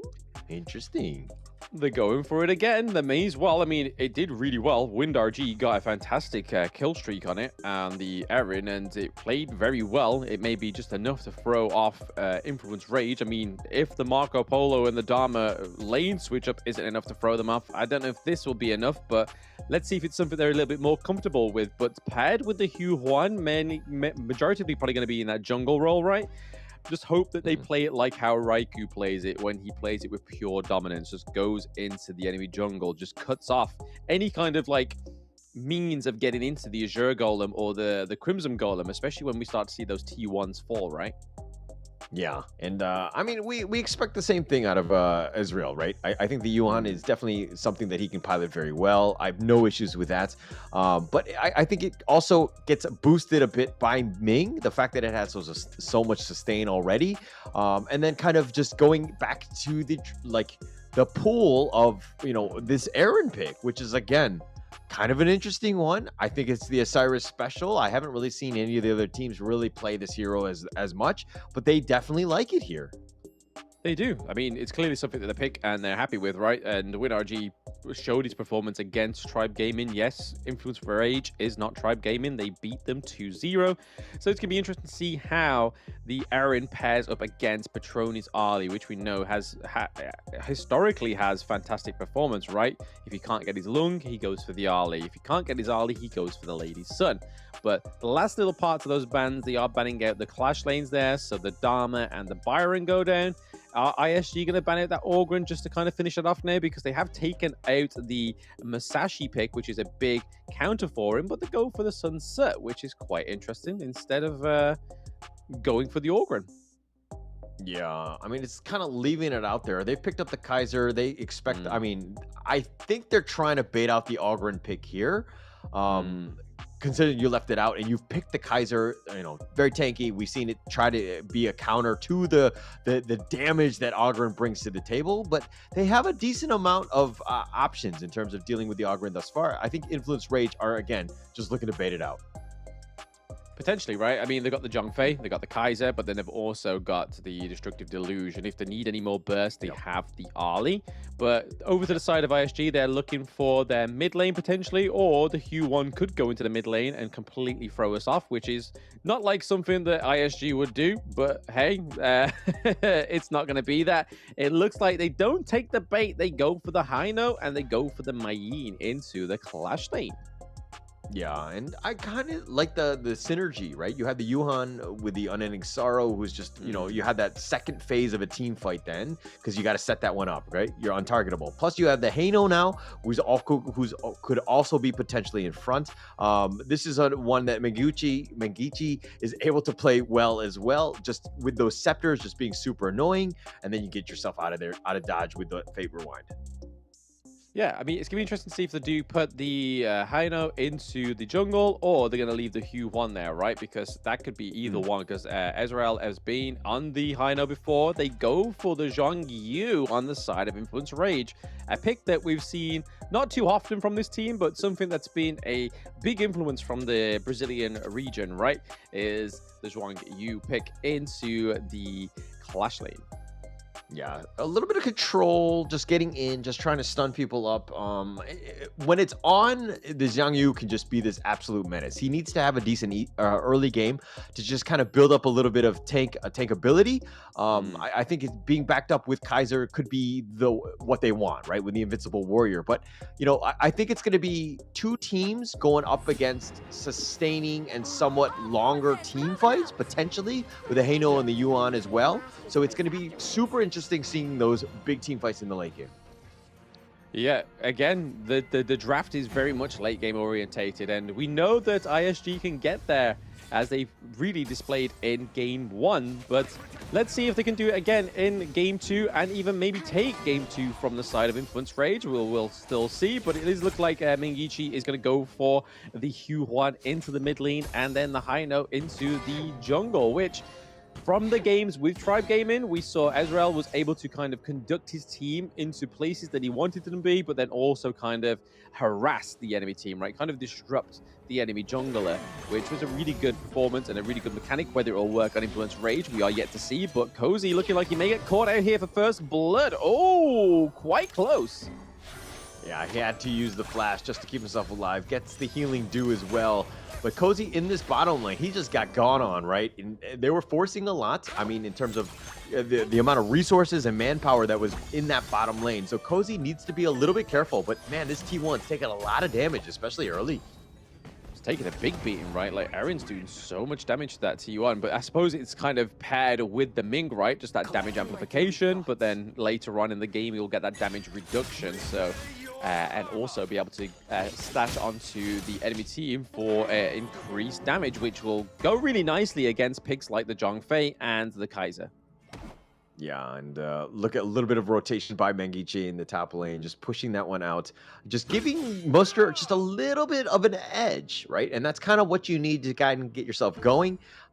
He is a little bit behind, and not to say that it's like, you know, 100 gold is not the biggest thing at this point, but, yeah, you know, any sort of edge is super important. Absolutely. It's like I said in the post-game or the pre-game 2 match, pre-game 2 talk, was that that's what ISG need to do, right? They need to gain the control in the early game. Yes, they were able to kind of keep on the same level as Influence Rage in the game 1, but what they really need to do is just make sure they're able to put like one up it, right? So they want to be the spearhead. They want to be the scepters like Haino. They just want to be piercing through the team fights, doing so much damage, going into the enemy jungle, cleaning it up. But you can kind of see here that Raiko right now is helping himself to Azrael's jungle right now, taking the hogs. This is the kind of thing that we always expect from Raiko. Yeah, Raiko, I mean, he's on point. Like, the only thing, though, is that I feel like Ezreal's Haino is just next level. Like, you got to be super careful. Once he starts getting that damage in those scepters and he's up front, then you have Menguchi just like in the back, just kind of backing him up, and then Capox with the Ming. It's just like, this is a well synergized draft, and I really like it going into this game. Yeah, I think it's a well synergized draft, but also ISG really surprised me at how well synergized they are compared to Season 2 Invitational, because it looked like a little bit of a affair in the Season 2 Invitational. But right now, they seem very well oiled. They've done the means of getting there and being a better team and being more composed, right? We can kind of see here that Azrael is into the enemy jungle, may get caught out here. He does have the Faith Rewind though, however, so just again, disrupting them, but is it going to be enough? Okay, it comes through. Oh, that was a clutch Faith Rewind. My butt cheeks were clenched. I'm not going to lie. I was scared for Ezreal. I thought he was down for the count. I was like, wait, why is he not casting it? And then he casts it to the maximum, gets the maximum heal in that as well. But Ezreal, oh my gosh. Okay, he knows how to play this hero. And he's got us on the edge of our seats. I mean, the timing was perfect, right? Because you can see that he took enough time in the enemy jungle for the farm lane to push that T1. So it was all part of the plan. I mean, we see these little parts, but they don't quite make sense. But then you see the results, and he's like, That makes complete sense. Like, he was just putting in the time, just being enough of a disruption and a bit of a kind of a scapegoat, so they're able to do things in these lanes and get these turrets, which at the end of the day, he didn't die and they were able to get a objective from it. They lost the turret, however, but still means that they got dominance in the lane. So again, they're playing chess, not checkers in that sense, right? Influence Rage, we're like, hey, we actually do have a lot of people here, but the Tyrant is up, so it's not the worst thing in the world, and they're kind of getting themselves back into this one in terms of, you know, again, since you're not in the lane, you're not farming, so you have that makeup of time and farm. So really nice play by Influence Rage, and again, this is why these two teams are very contested. And it looks like, oh, Sony getting gone on. Oh, Sony getting kicked out. Okay, the hegemony slash just gets completely dominated in like, where's he gonna go? Hey, I want to put it here, but then Musta was like, no, we're gonna tell you where your hegemony slash is actually gonna aim, right? That was just class from the side of ISG. Really nice play there by Musta. Teleports down to the farm lane to try and keep that T1 alive, but damn, ISG with some control there. Yeah, Sunny there. I mean, it was one of those moments where you're like, hey, if you just get under the tower, all you need to do is just drop the umbrella and just make yourself there. Why do you have to hold that thing slowing you down? And then he ended up dying because he's too slow to even get under the tower. Absolutely. They are able to take that farm lane T1 though, so hey, clearly there was some sort of purpose for the side of for Sony to fall there. I don't think that one had purpose. I think he got caught out by WinRG, but that's a lovely little bit of gold going over to WinRG now on the side of ISG, up by 4.4k gold, whereas Petroni is slowly falling behind. He needs to kind of equalize that gold lead that WinRG has over him right now. All right, somebody want to give the memo and somebody give a call to Sunny and let him know that he's not playing the Athena. So he needs to play the Xiang Yu a little bit more defensively. Got to stay alive, man. Hey, disruptive Zhang Yu. You heard it here first. Influence Rage, disruptive Zhang Yu, but not quite. We'll see how they go. Let's see what they're cooking with this. But Raikou already proccing the Invincible Warrior a little bit too early there. Yeah, a bit too early, and I mean, just used very defensively. Now he's not going to have it, but it looks like they just want to take out this top T1. Hey, you don't win games without getting those turrets right, and getting priorities in both of those side lanes, which is already what ISG have done. It's just kind of paying back at that dividends to Influence Rage, just so they can get a little bit more gold under their belt there. A little bit of a split team fight going on here. Bagenshi, Ezreal here, as well as Capo. The 1U ultimate there coming through as well. Not quite just yet, but okay. Bilal looking pretty low there. The Invincible Warrior does have to get procced. Also, the Unbridled Outrage as well, just so to keep himself alive. Get a bit of a second wind. The Destructive Deluge takes down Ezreal as well. So, okay. Influence Rage with a bit of a shaky, but also very composed. They knew what they were doing in that team fight, right? Yeah, I think Ezreal there was like, you know, he played it to the limit previously with the Fate Rewind. On this one, not able to get as out of that one. And now, unfortunately, he did die. But now, ISG on the attack. Yeah, Musta's not having it. He wants the blood of Raikou. Gets it as well as Zhang Yu goes in. The Hegemon Slash does connect onto McGinty as well. That was a nice crucial crowd control into the Hegemon Slash. Really well played there by Influence Rage. But it looks like they could lose the T2 down into the farm lane. We see that Musta has teleported down there, regardless of him having already a loss of life right now. Ezreal down there, also looking to try and push off, maybe try and get Petroni down, but there's a bit too much damage going on. Favorite one comes through, forces Petroni out there, not to commit to killing the high note. Yeah, Ezreal on the limits again, a little close, got back to full, understood that, hey, they didn't have any like actual stuns, any ways to deal with it.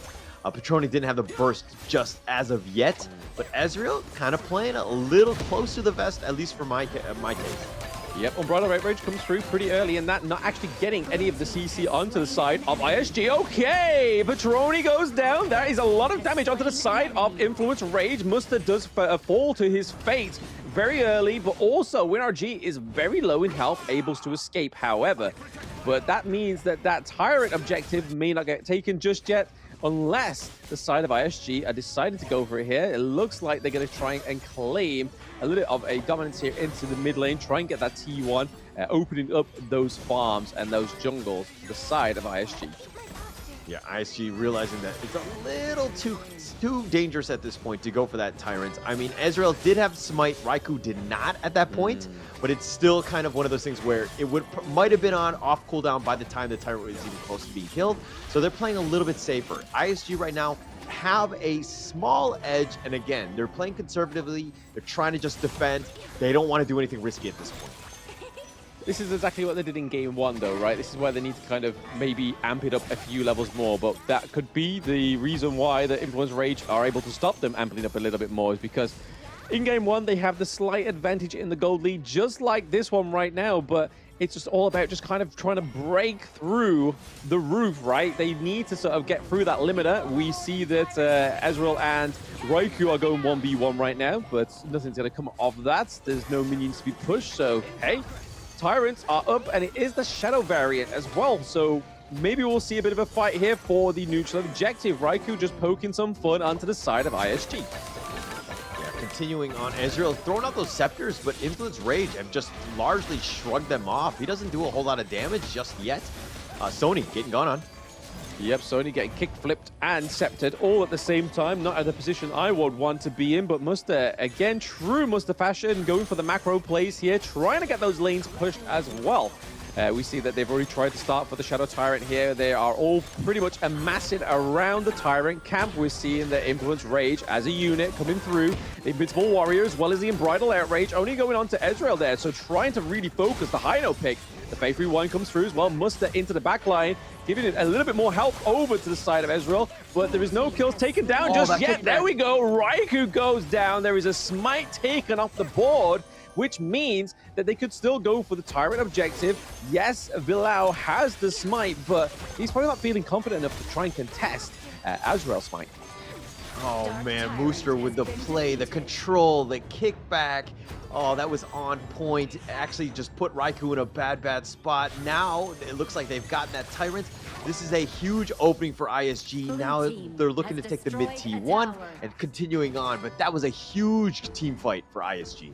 Yeah, I mean, Muster that was all in a day's work, right? He went down to the bot lane, pushed the minions to get them to the T2, then thought, you know what, my team kind of need me. I'll go through and help my team.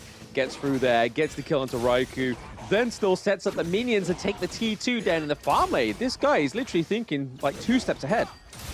Yeah, he's thinking 2 steps ahead for sure. I mean, he's putting his team in a great position, understanding, you know, again, where are the waves? What am I doing before we take, you know, a Tyrant or a team fight? Understanding that has been key for them, and the reason why they're in the lead at this point. Yep, so far they're in the lead with 6 kills. They're just ahead ever so slightly with 2k gold. This is the point where it kind of affects the farming of your enemy team, right? You've got to kind of keep that pressure on, making sure they aren't given the freedom to roam. Okay, Eren gets the kill onto Zhongyu as well. Is that going to be enough? Oh, Haido gets the kill onto Petroni as well. Double kill going over to the side of ISG. This could be what they need to win this game too, right? This is more likely going to be a full best of 3 in every sense of the word, unless Influence Rage can just catch them out on a whim. But right now, T2 goes down in the mid lane. Influence Rage not out of the game, but they're falling further behind, and it's going to be much tougher for them to get back into this game. This T3 is going to be chipped down. Not really much they can do at this point with 3 members down. But again, they haven't lost the game. Oh, actually, they do have it hold somehow. That T3, it's like, again, just scotch tape holding it up. Literally holding on by the skin of its teeth. If the turrets have teeth, we'd like to know, because they clearly are hanging on by them right now. But I thought they would have rotated fastly to the Overlord camp, maybe try and take the neutral objective there, but it looks like they may try and bait it right now. They don't have the debuff into the jungle. Ezreal just trying to force a little bit of keeping Kaiser away from it, whilst we see Eren just constantly just bash down the Overlord. So once more, neutral objective going over to the side of ISG. ISG playing a great game, understanding, you know, objectives, just how to push them out. You know, there's really nothing Influence Rage could have done. I mean, they could have potentially gone for the team fight or the potential steal, but look at this, 11.1k net worth by Wind RJ. He is on another level. None of them have even gone past 10k. He is the clear leader in terms of farm. Yeah, this Eren pick is clearly a pocket pick for him. It's working very well, and most times out of 10, it's not going to get banned, right? Because there is higher priority in the PP that for the heroes that want to get banned. The Eren is not one of them, and it's working very well right now for WinRG. Blue team has destroyed I think that Influence Rage have not been able to find WinRJ. If he's able to get the pick off, because you have the Mooster, and then I mean, Israel is up front, Menguche is of course just being these nuisance, you know, just the frontliners. But WinRJ's positioning, look at where he is. He's like generally speaking in the back, just doing a ton of damage. Yeah, I mean, at this point, he's just got the Daybreaker as well, so it's only going to get even more painful for the side of Influence Rage. And on top of that, we know that Eren can actually itemize magic damage as well, which we can kind of see from the second item towards the end. But here we are, baiting a lot of damage onto the side of ISG. Was that Fate Rewind? We see that the Invincible Warrior comes through, trying to just take away the Shadow Vanguard, but it's not quite enough. It hasn't died just yet. Means that ISG is able to pick up a lot of damage onto the side of Influence Rage. Zhongfei goes down. That is a solid front line for Influence Rage that is now off of the table and off of the Gorge. It's all about these defensive measures that they're going to take here for Influence Rage to try and maintain themselves in this game 2. Hauler, it's looking like it's going to be a game 2 win for ISG, taking out the Zhong Yu as well. The Hegemon Slash not quite connecting just yet. Double kill going over the muster once more. That is ISG looking to take the Crystal in game 2.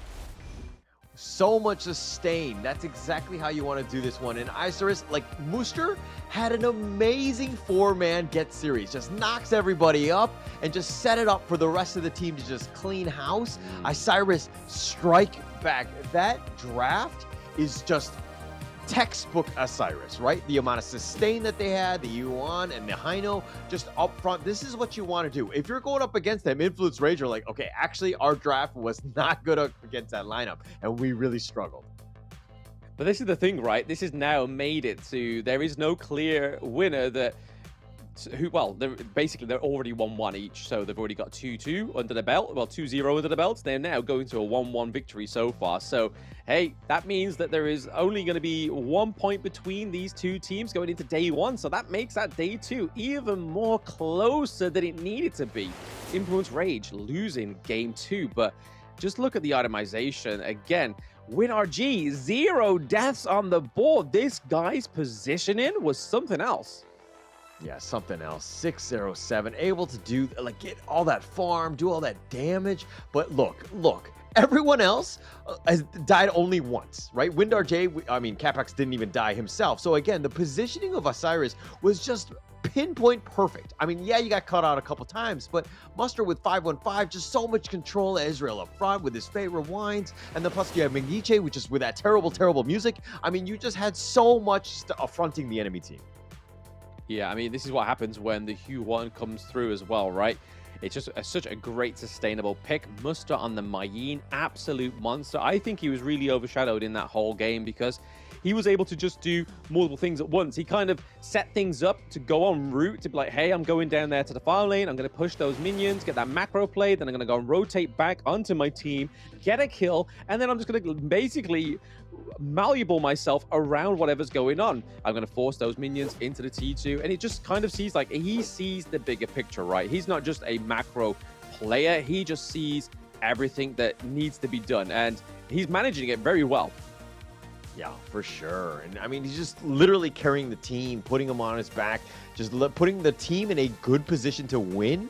I think going back to this one, you know, if Isurus can just take this draft every single game, I think they'll be comfortable. I didn't see any sort of weaknesses. Everybody knew the limits of their heroes, and they knew what they have to have done. Like, the roles were perfect. On the other side, Influence Rage, I can't say the same. I just felt like Sony was too comfortable on this Young Yu. This is what the Influence Rage really hopes for, right? They hope they can just get a dominant early game and then they can just lead on the victory from there. Whereas ISG have proven both in these games, they don't give over the early game. They just struggle with trying to get the control out of the gates from into the mid game. And then, but this time around in game 2, they was able to do it and they got the win. And WinRG, rightfully so, getting MVP. 112k damage, no deaths. 13.9k gold as well. This guy was a slippery fella on Eren. Yeah, definitely. I mean, just on point. That damage is crazy. He was just in the back, just burning everyone. And they, Influence Rage need to find a way to get onto Wind RJ. He was just left untouched almost in most of the team fights. Everybody else is just kind of getting in the way. But before we get into game 3, let's take a quick little break.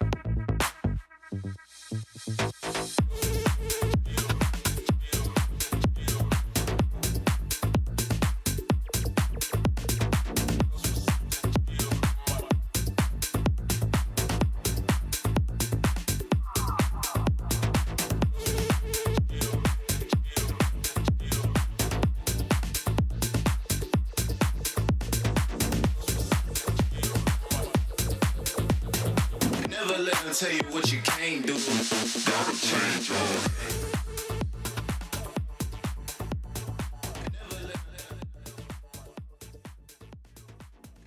And we're back, and of course we wanted a game 3 between Influence Rage and Isurus, and we're gonna be here. And of course, you know, both of these teams, we're gonna, you know, hit heavyweights that we're gonna just kind of go at each other throughout. It was gonna be a crazy game, and we're happy to see this game 3. But Blam, your thoughts going into this one?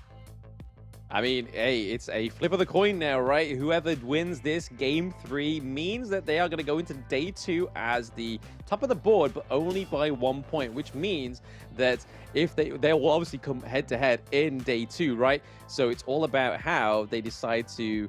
Are they going to show all their cards on the table now just to try and get above in day 1? Or are they going to reserve some of those sneaky secrets for the back alley deals for the side of ISG or Influence Rage? If it was me, I would just go all in at this point, right? Get yourself that lead, put pressure on the other teams going into day 2, right?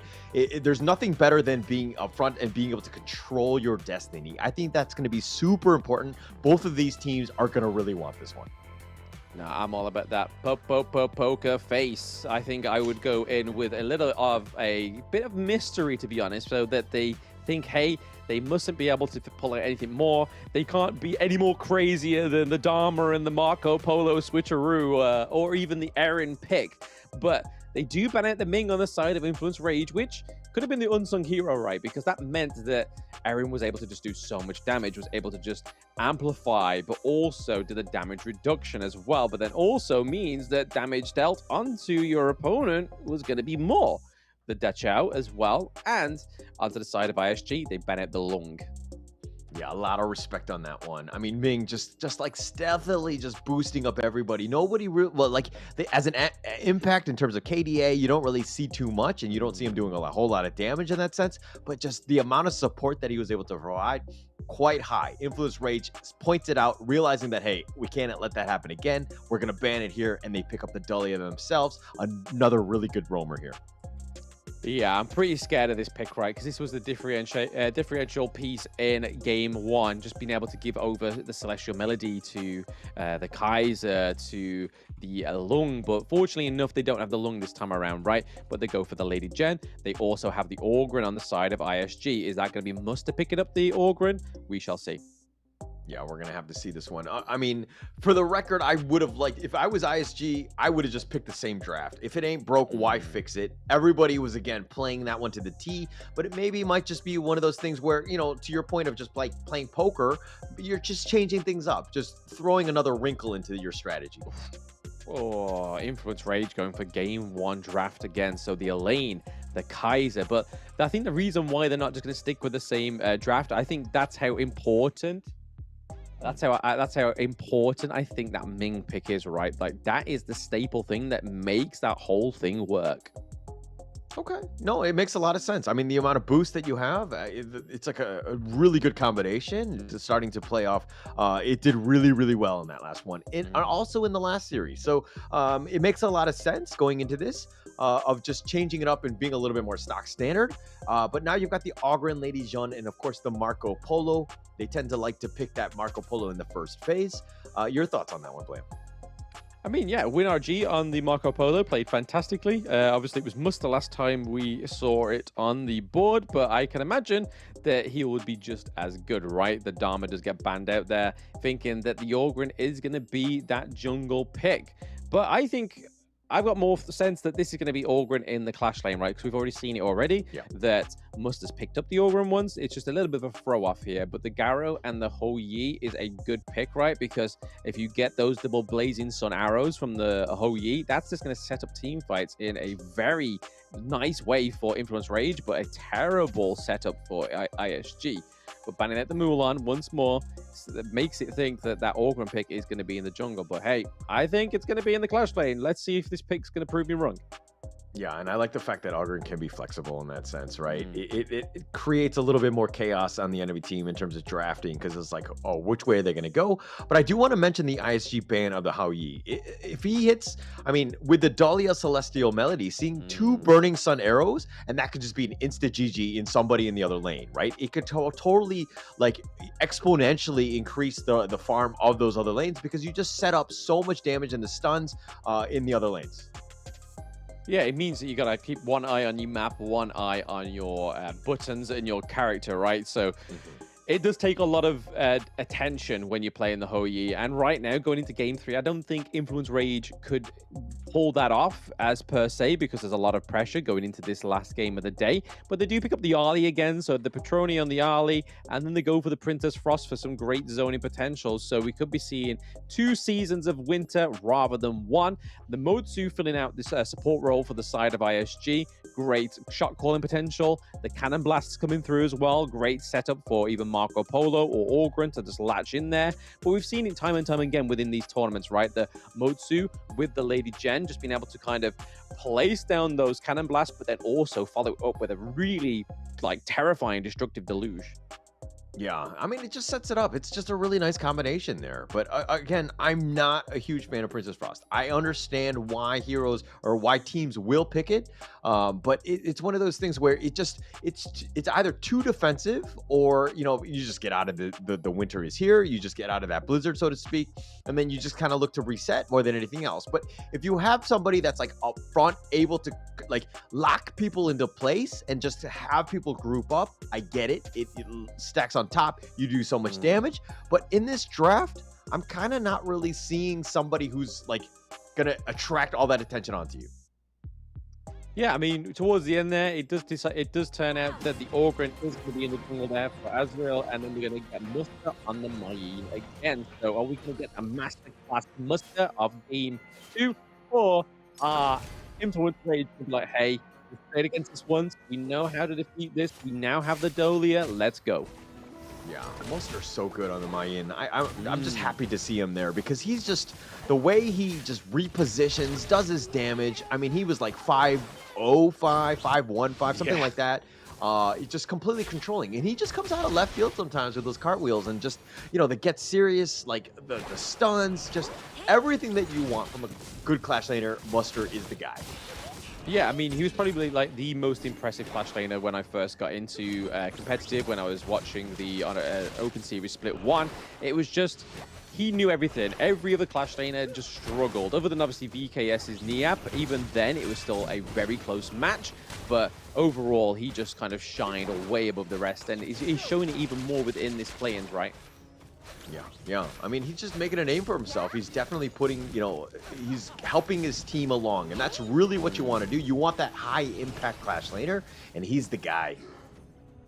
Yeah, it's kind of quite isolationist in the Clash lane, right? So most of the players that go into it expect just to be there and just stay there, but then there's like players like Muster that they know that they have way more in their caliber and way more responsibility to be had. But some of these Cannon Blasts that are coming through are really saving these engages otherwise. Yeah, 3v2 into the T1. A little bit of a strange play here for the side of Influence Rage. Okay, the knockup does come through. Yeah, it was a nice Ocean of Tears, but no real follow-up, no real chance to actually do any damage against Raikou, who's a bit on the tankier side. And he's just going to make his rotation. I mean, he's going to go in towards the top, maybe look to invade, if anything, but no, it looks like they're just going to look to push the mid here.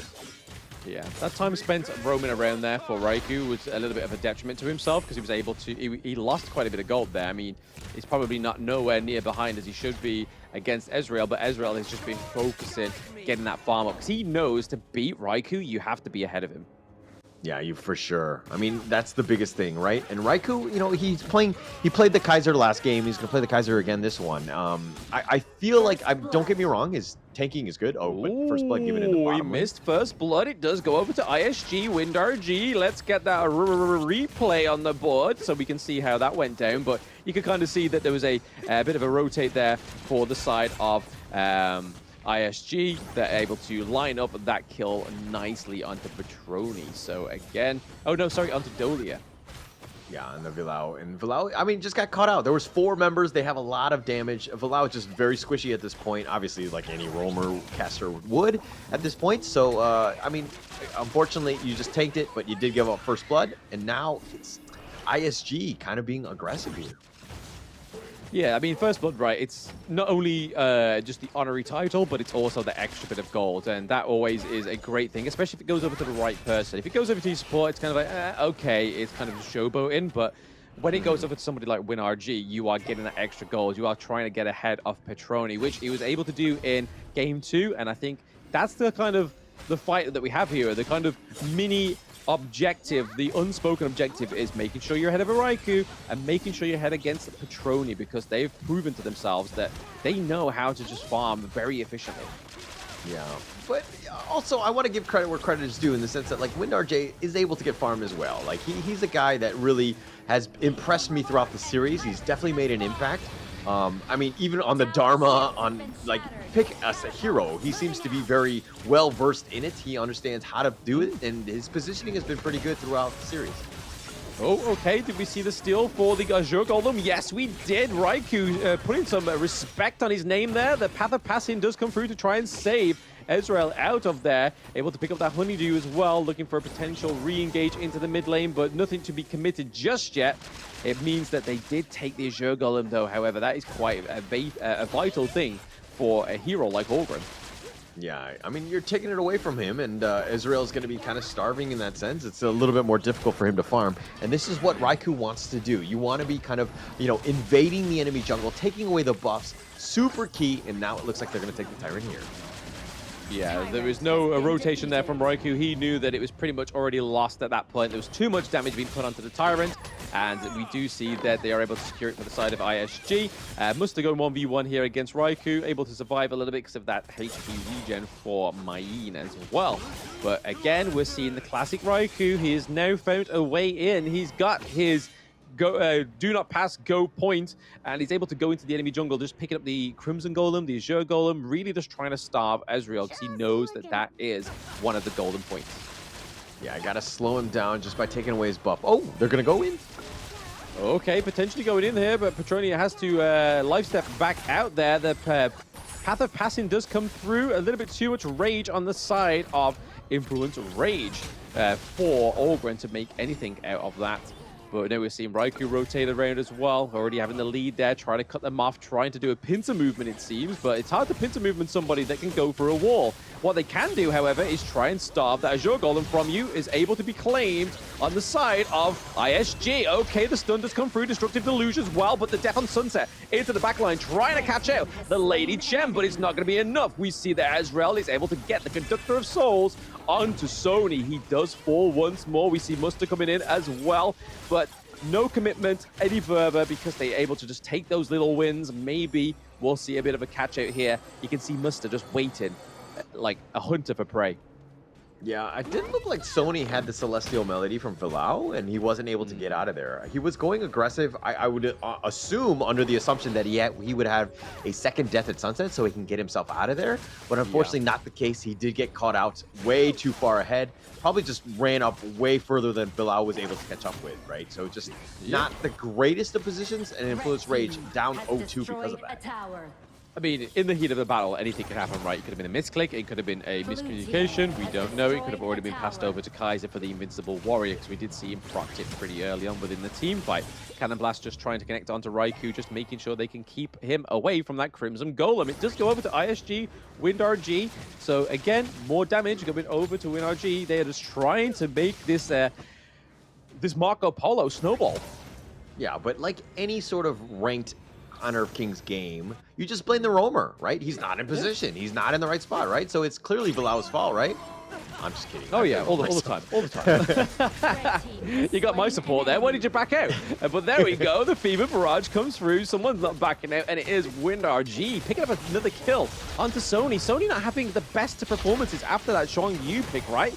It's all been seen a little bit downhill. The Hegemon Slash not quite coming through for that in the last game. They do steal the Azure Golem, however. That is a crucial crowd control of 3 thanks to the Scepter of Souls. But not even done yet. Kaiser goes down. A double kill going over to Ezreal. And another one. And another one. Just lining them up. There were 4 in a row just running after him. ISG right now in full control. Ezreal starting to feel it. This Ogryn is starting to go online. And they're starting to invade the enemy jungle. They're taking things away. And now it's going to be even further difficult. I mean, this is a 6-0 lead. They have a 3K net worth lead. ISG right now, again, in the driver's seat of the stage. They are in the driver's seat. It's kind of making that game one a little bit of a distant memory, kind of making it look like it was just maybe pre-show jitters going against Influence Rage, seeing how well they did against Tribe Gaming, and ISG not doing as well against Tribe Gaming because there was a little bit of mistakes, a little bit of tit for tat, whereas against Influence Rage, there was none of that. It was literally pure domination, right? But now ISG are definitely in the driver's seat right now. Definitely in the driver's seat. I mean, it's crazy because Influence Rage had done such a good job of trying to limit Ezreal as much as possible by stealing the buffs and trying to take away his farm. But Ezreal finding ways to get back in, plus those team fights have been on point. Sunny has been kind of out of position at times, so it seems like some mistakes are kind of punishing Influence Rage. Ooh. Okay, so Petroni does get the kill, but you can kind of see what was happening there. So WinRG was out of the whole thing. They are able to not get the Tyrant from them, but WinRG was trying to push that T2 into the Clash Day. He was able to get it so far, but the Death on Sunset does come through. There is no damage that can reach the Ogre at that point. So again, Ezreal was able to get out of there. They trade one life for a T2. That is a good trade. Oh my gosh, Ezreal just somehow surviving. Invincible Warrior. Oh, yep, the Invincible Warrior does come through, but they do lose the Azure Golem again as well, so that's fatal for the side of ISG. But how fatal is it? We'll only tell what they can do from this team fight. The T1 in the farm lane still looking pretty strong, able to get the T1 in the mid lane, which is a great thing for them in terms of control of the map, but that Clash lane has been dominated. Dominated for sure. I mean, Muster right now, I mean, he's doing all right. He's definitely, I would say, doing better than Sony at this point. But now with this Tyrant here, this is going to be huge. Ezreal probably, I mean, he has to make sure that he secures this Tyrant here, right? You got to try, right? It looks like they're trying to reset it, trying to bait the fight. So they was able to get it right to the corner of the map there. But Invincible Warrior coming through. Is it going to be enough? Petroni does go down, so Musta's able to take out a lot of the damage on the side of Influence Rage. There we go. Sony going down once more. And then we're getting a kill onto the Dolia. So long to the Celestial Melody. Means that they're able to try and take this Tyrant, or are they going to go for the Overlord instead? No, it looks like they want to go for the Tyrant to get that extra bit of damage to make those next few team fights, those next few brawls, a little easier for themselves. Yeah, and ISG right now, their team fight is already on point. They're doing so much damage, and they're just like, Influence Rage can't really fight into them 5-on-5. They're kind of falling behind in that sense as well. I mean, WinRG, 9K. His net worth lead is quite high. He's 3-0-2. He does so much damage at this point. It's kind of like, hey, actually, we probably shouldn't be looking to fight them head-to-head. We need to be looking to kind of take, split push and just try to find farm throughout the map because we are falling behind. The kills are 9-1. It seems like the net worth lead should be much, much higher. But again, Influence Rage, they have ways of getting back in this game. I feel like that should be a chant for the non-existent crowd on the LAN is WinRG 9K, WinRG 9K, just to get them hyped up, just so we can farm up some more. But right now, like you said, considering the difference between the kills, the gold differential is not that much. And it kind of seems it's like paying dividends to the side of Influence Rage, but also to the point that, hey, kills don't mean that much. It's all about the objectives. It's all about making sure you can just farm up the most productively and resourcefully. But right now, maybe a fight at the Overlord here. Muster going a little bit too lost in the source there. Maybe trying to bait one of them onto it. But hey, Muster going 1v1 onto the Raikou into the front part of the team fight. But there is a Death on Sunset trying to lock down the Marco Polo. The second Death on Sunset does come through, takes down WinRG. This could be very interesting for the side of Influence Rage. They've taken out a lot of damage and the Marco Polo. You see, I called out Bilal with the Celestial Melody onto Sony, and then he made sure that he got it in that team fight, and Sony did a great to double Death at Sunset, ensuring that they killed WinRG. Oh, Catbox. Okay, Catbox does go down. They're baiting into the Ogryn, however. Dolia looking pretty low. Muster trying to just keep them away from whilst they was just trying to 1v1 the Dolia. So down goes the Celestial Melody, so no more double deaths on Sunset, just for about 30 seconds. Again, could be crucial now that WinRG is now back up. They don't have the support. They don't have as much healing. Yeah, and when Sony did the double Death at Sunset, Capox actually missed the think inside the box. He canceled it right away out of shame. But it was one of those things where if he caught Sunny out, that could have completely changed everything. Windar J, of course, being the highest net worth, he would have blown up Sony and he would have had a tough time. So it's the small things. You got to make sure that you hit your stuns when you need to. And unfortunately, Capox wasn't able to do that, and Windar J died because of that. Yeah, I think this Overlord was a bit overdue, right? It's been there for quite some time, having a nice little chill. It got a little bit too comfy with itself. They're able to have that Shadow Vanguard on the Gorge when they need to, on command. But I feel like they're going to take a few team fights right now. Maybe try and pop it down into the farm lane just so they can keep hold of that T2. We are yet to see here. It seems a little bit of a, we don't know what to do there. Cannon Blast comes through very nicely. The minions are going to go wipe out in the farm lane, so stops that T2 from falling, which is great for ISG, but not so good for Influence Rage. Yeah, not so good right now, and they're on the defensive. They're on the back foot, just dealing with the minions, trying to stay alive, but with the Shadow Vanguard pushing the bottom, and the Vanguards, the baby Vanguards pushing as well, Influence Rage really can't leave the base. This is a time where, again, ISG are able to take over the farm from the jungles, and it looks like the Tyrant is up in 2 seconds, so that's another big objective they can take. Yes, almost up. But the thing is, the Vanguards are at the higher ground turrets, which is where they got to be careful on the side of Influence Rage. Patroni trying to bait a few of those damages onto the Orgrim, but hey, he can just get that HP regen, so a little bit of a non-starter there. The Winter is coming, does come through for the side of Influence Rage. Some more poke coming from Patroni. We are seeing that Influence Rage is able to actually take down that Vanguard pretty well. They've managed this defense very nicely. They've just clubbed together, not really clubbed together as a team, but kind of just made sure they're a well-oiled machine. Very, very good defense machine here. Yeah, and the positioning from Influence Rage was very good. They were in front of the tower so that the Vanguards would just focus on them and not the tower. They wouldn't take unnecessary damage to the structures. And so they tried to just defend that as quickly as possible, obviously burning down the Vanguard. Super important for them. Influence Rage did the best of a bad situation. They did hold, but ISG right now picking up that Tyrant, again, just a little bit more net worth going their way. Yeah, some really nice cannon blasts coming through from Capo for this game 3, right? Like, he's been pretty much locking down Raikou and making sure that he's not kind of getting the engages he needs or trying to get that win that he needs in his sales. But right now, we're seeing that Influence Rage are doing a really good job at defending these higher ground turrets. We saw a little bit of a neglect for the Clash lane. They were able to negate that, and now they have a minion wave up into the far end of the Clash lane, but it doesn't look like it's going to actually fruition to anything when you are locked into your base. Oh, Patroni trying to go in. And he tried to go in for Windar J, but Windar J actually just outpaced him in terms of mobility. Oh, super careful. Oh, Sony was very low. He almost got caught out there. He's playing a little bit too aggressive, but you can kind of see what he's trying to achieve, right? Trying to go for that back lane, so he's able to kind of just wipe down the health so they don't feel as confident going into these fights under the high ground turret. Yeah, and Windar J, he's the golden boy, right? He's the #1 target that Influence Rage need to be going at. But going in, okay, think inside the box meets the Invincible Warrior. So does a Death on Sunset as well. We have Orgrit lost into the thick of it, doing quite a lot of damage. We already haven't seen the Spectre of Souls just drop just yet. We do see the Cannon Blast linking onto the Prince of Frost as well. That high ground turret is definitely taking a little bit more of a beating than I think Influence Rage would like right now, because all it takes is just another one of those little tit for tats.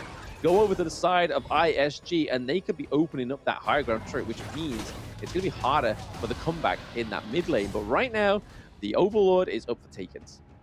yeah, I mean, they know, Influence Rage definitely know that the Overlord is going to be taken here. I think they're happy to just take their own jungle back, at least for now. Just push things out. The waves are not an issue, but it's a situation where, you know, again, ISG pushing them out. That net worth lead is slowly growing, but it's still not, you know, I mean, Influence Rage could still come back though, so there, you know, there is that potential. Oh, yes, we are in a very aggressive win RG because he has that Sage's Sanctuary as well now, so second win for himself.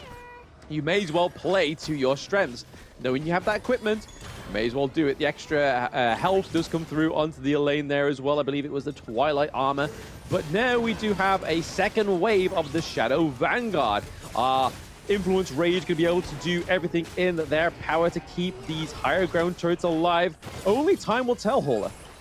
Yeah, only time will tell, but that Shadow Vanguard makes his way into the bottom lane. ISG right now looking to push the top and the mid to put pressure there. The Shadow Vanguard will eventually join, and maybe they can make a concentrated attack, just picking it off. But right now, Death and Sunset. Yep, Death and Sunset straight back onto a Unthievered Barrage as well. A lot of damage coming onto the lane. Another Death on Sunset just to get out of there as well. So again, another blessing for the Celestial Melody, because that would not take place if there was no Dolia. But again, Muster getting straight into the thick of it. He does fall. The Conductor of Souls does drop, but Raikou is just taking so much damage, even sitting on top of a Destructive Deluge. Yeah, there was the Winner is Here that was doing a lot of damage, and Israel actually had to back off on that one. But that was a nice little pick off. They found Muster, which is a huge win for them. This gives them a little bit of breathing room. The Vanguard on the top is going to be taken care of right now. ISG have backed up.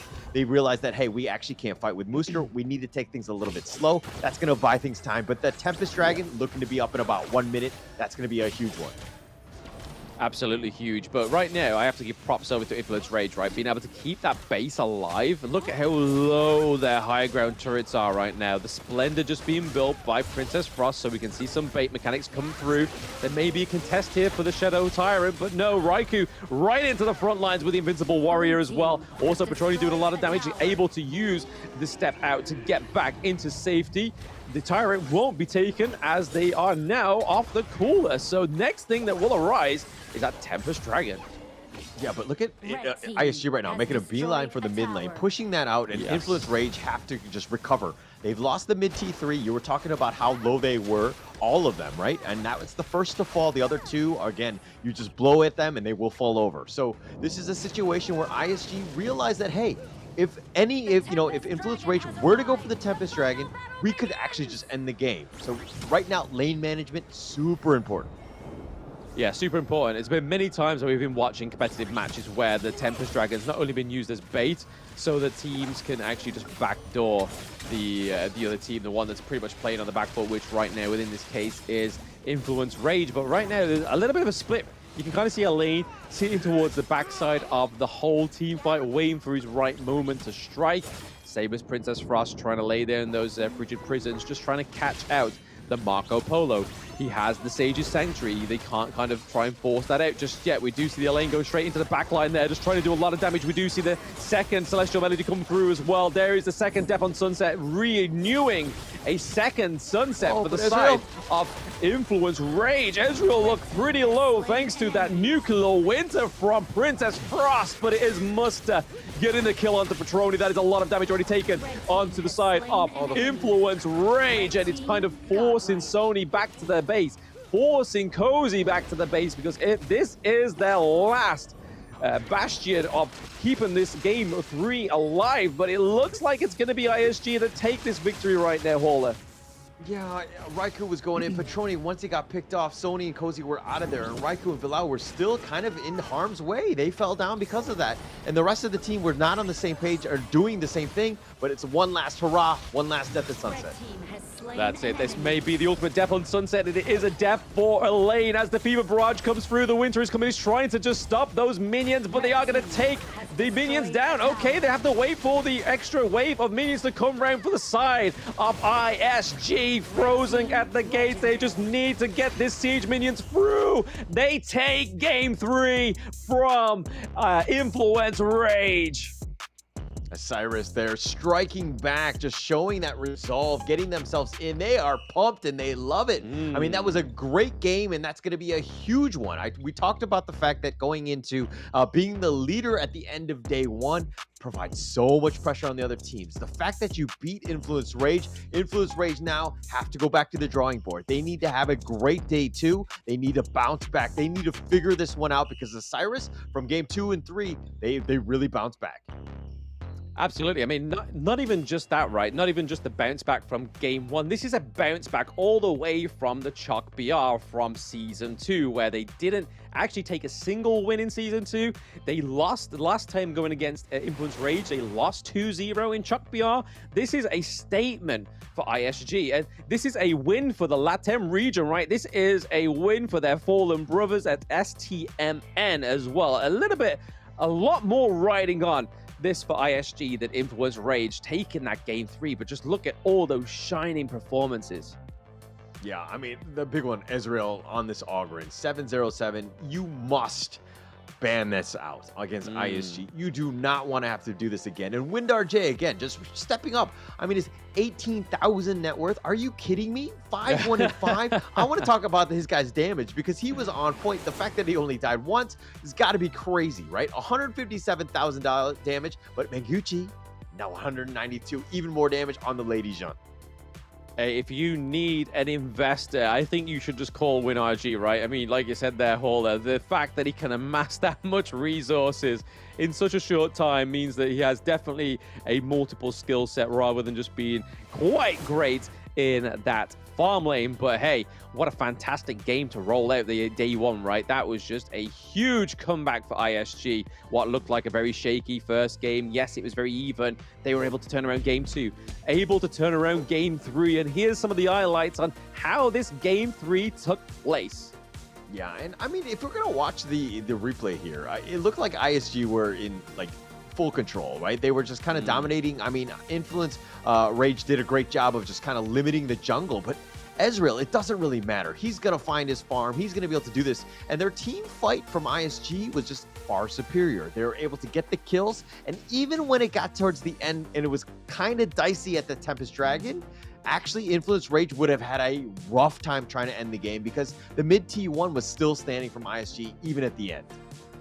Yeah, I mean, that's a solid, strong point going into that late game, right? Is knowing that your T1 still standing in that mid lane. That's a statement. That's a statement piece if I've ever heard one in Honor of Kings. Like, hey, you can try and take us in a team fight, but you've got to get through 3 waves of slow minions to get to our crystal. But what a fantastic best of 3, right? Honestly, so much entertainment, so much clutch plays, but muster on this Mayeen. Windar G on the Aaron, on the Marco Polo as well has just been huge. Like, I don't know who to give the MVP over to, but the producers do, and it goes over to Megenchi, only taking 0 kills, but 2 deaths, 12 assists, but almost 200k damage. What the heck is this guy eating or drinking?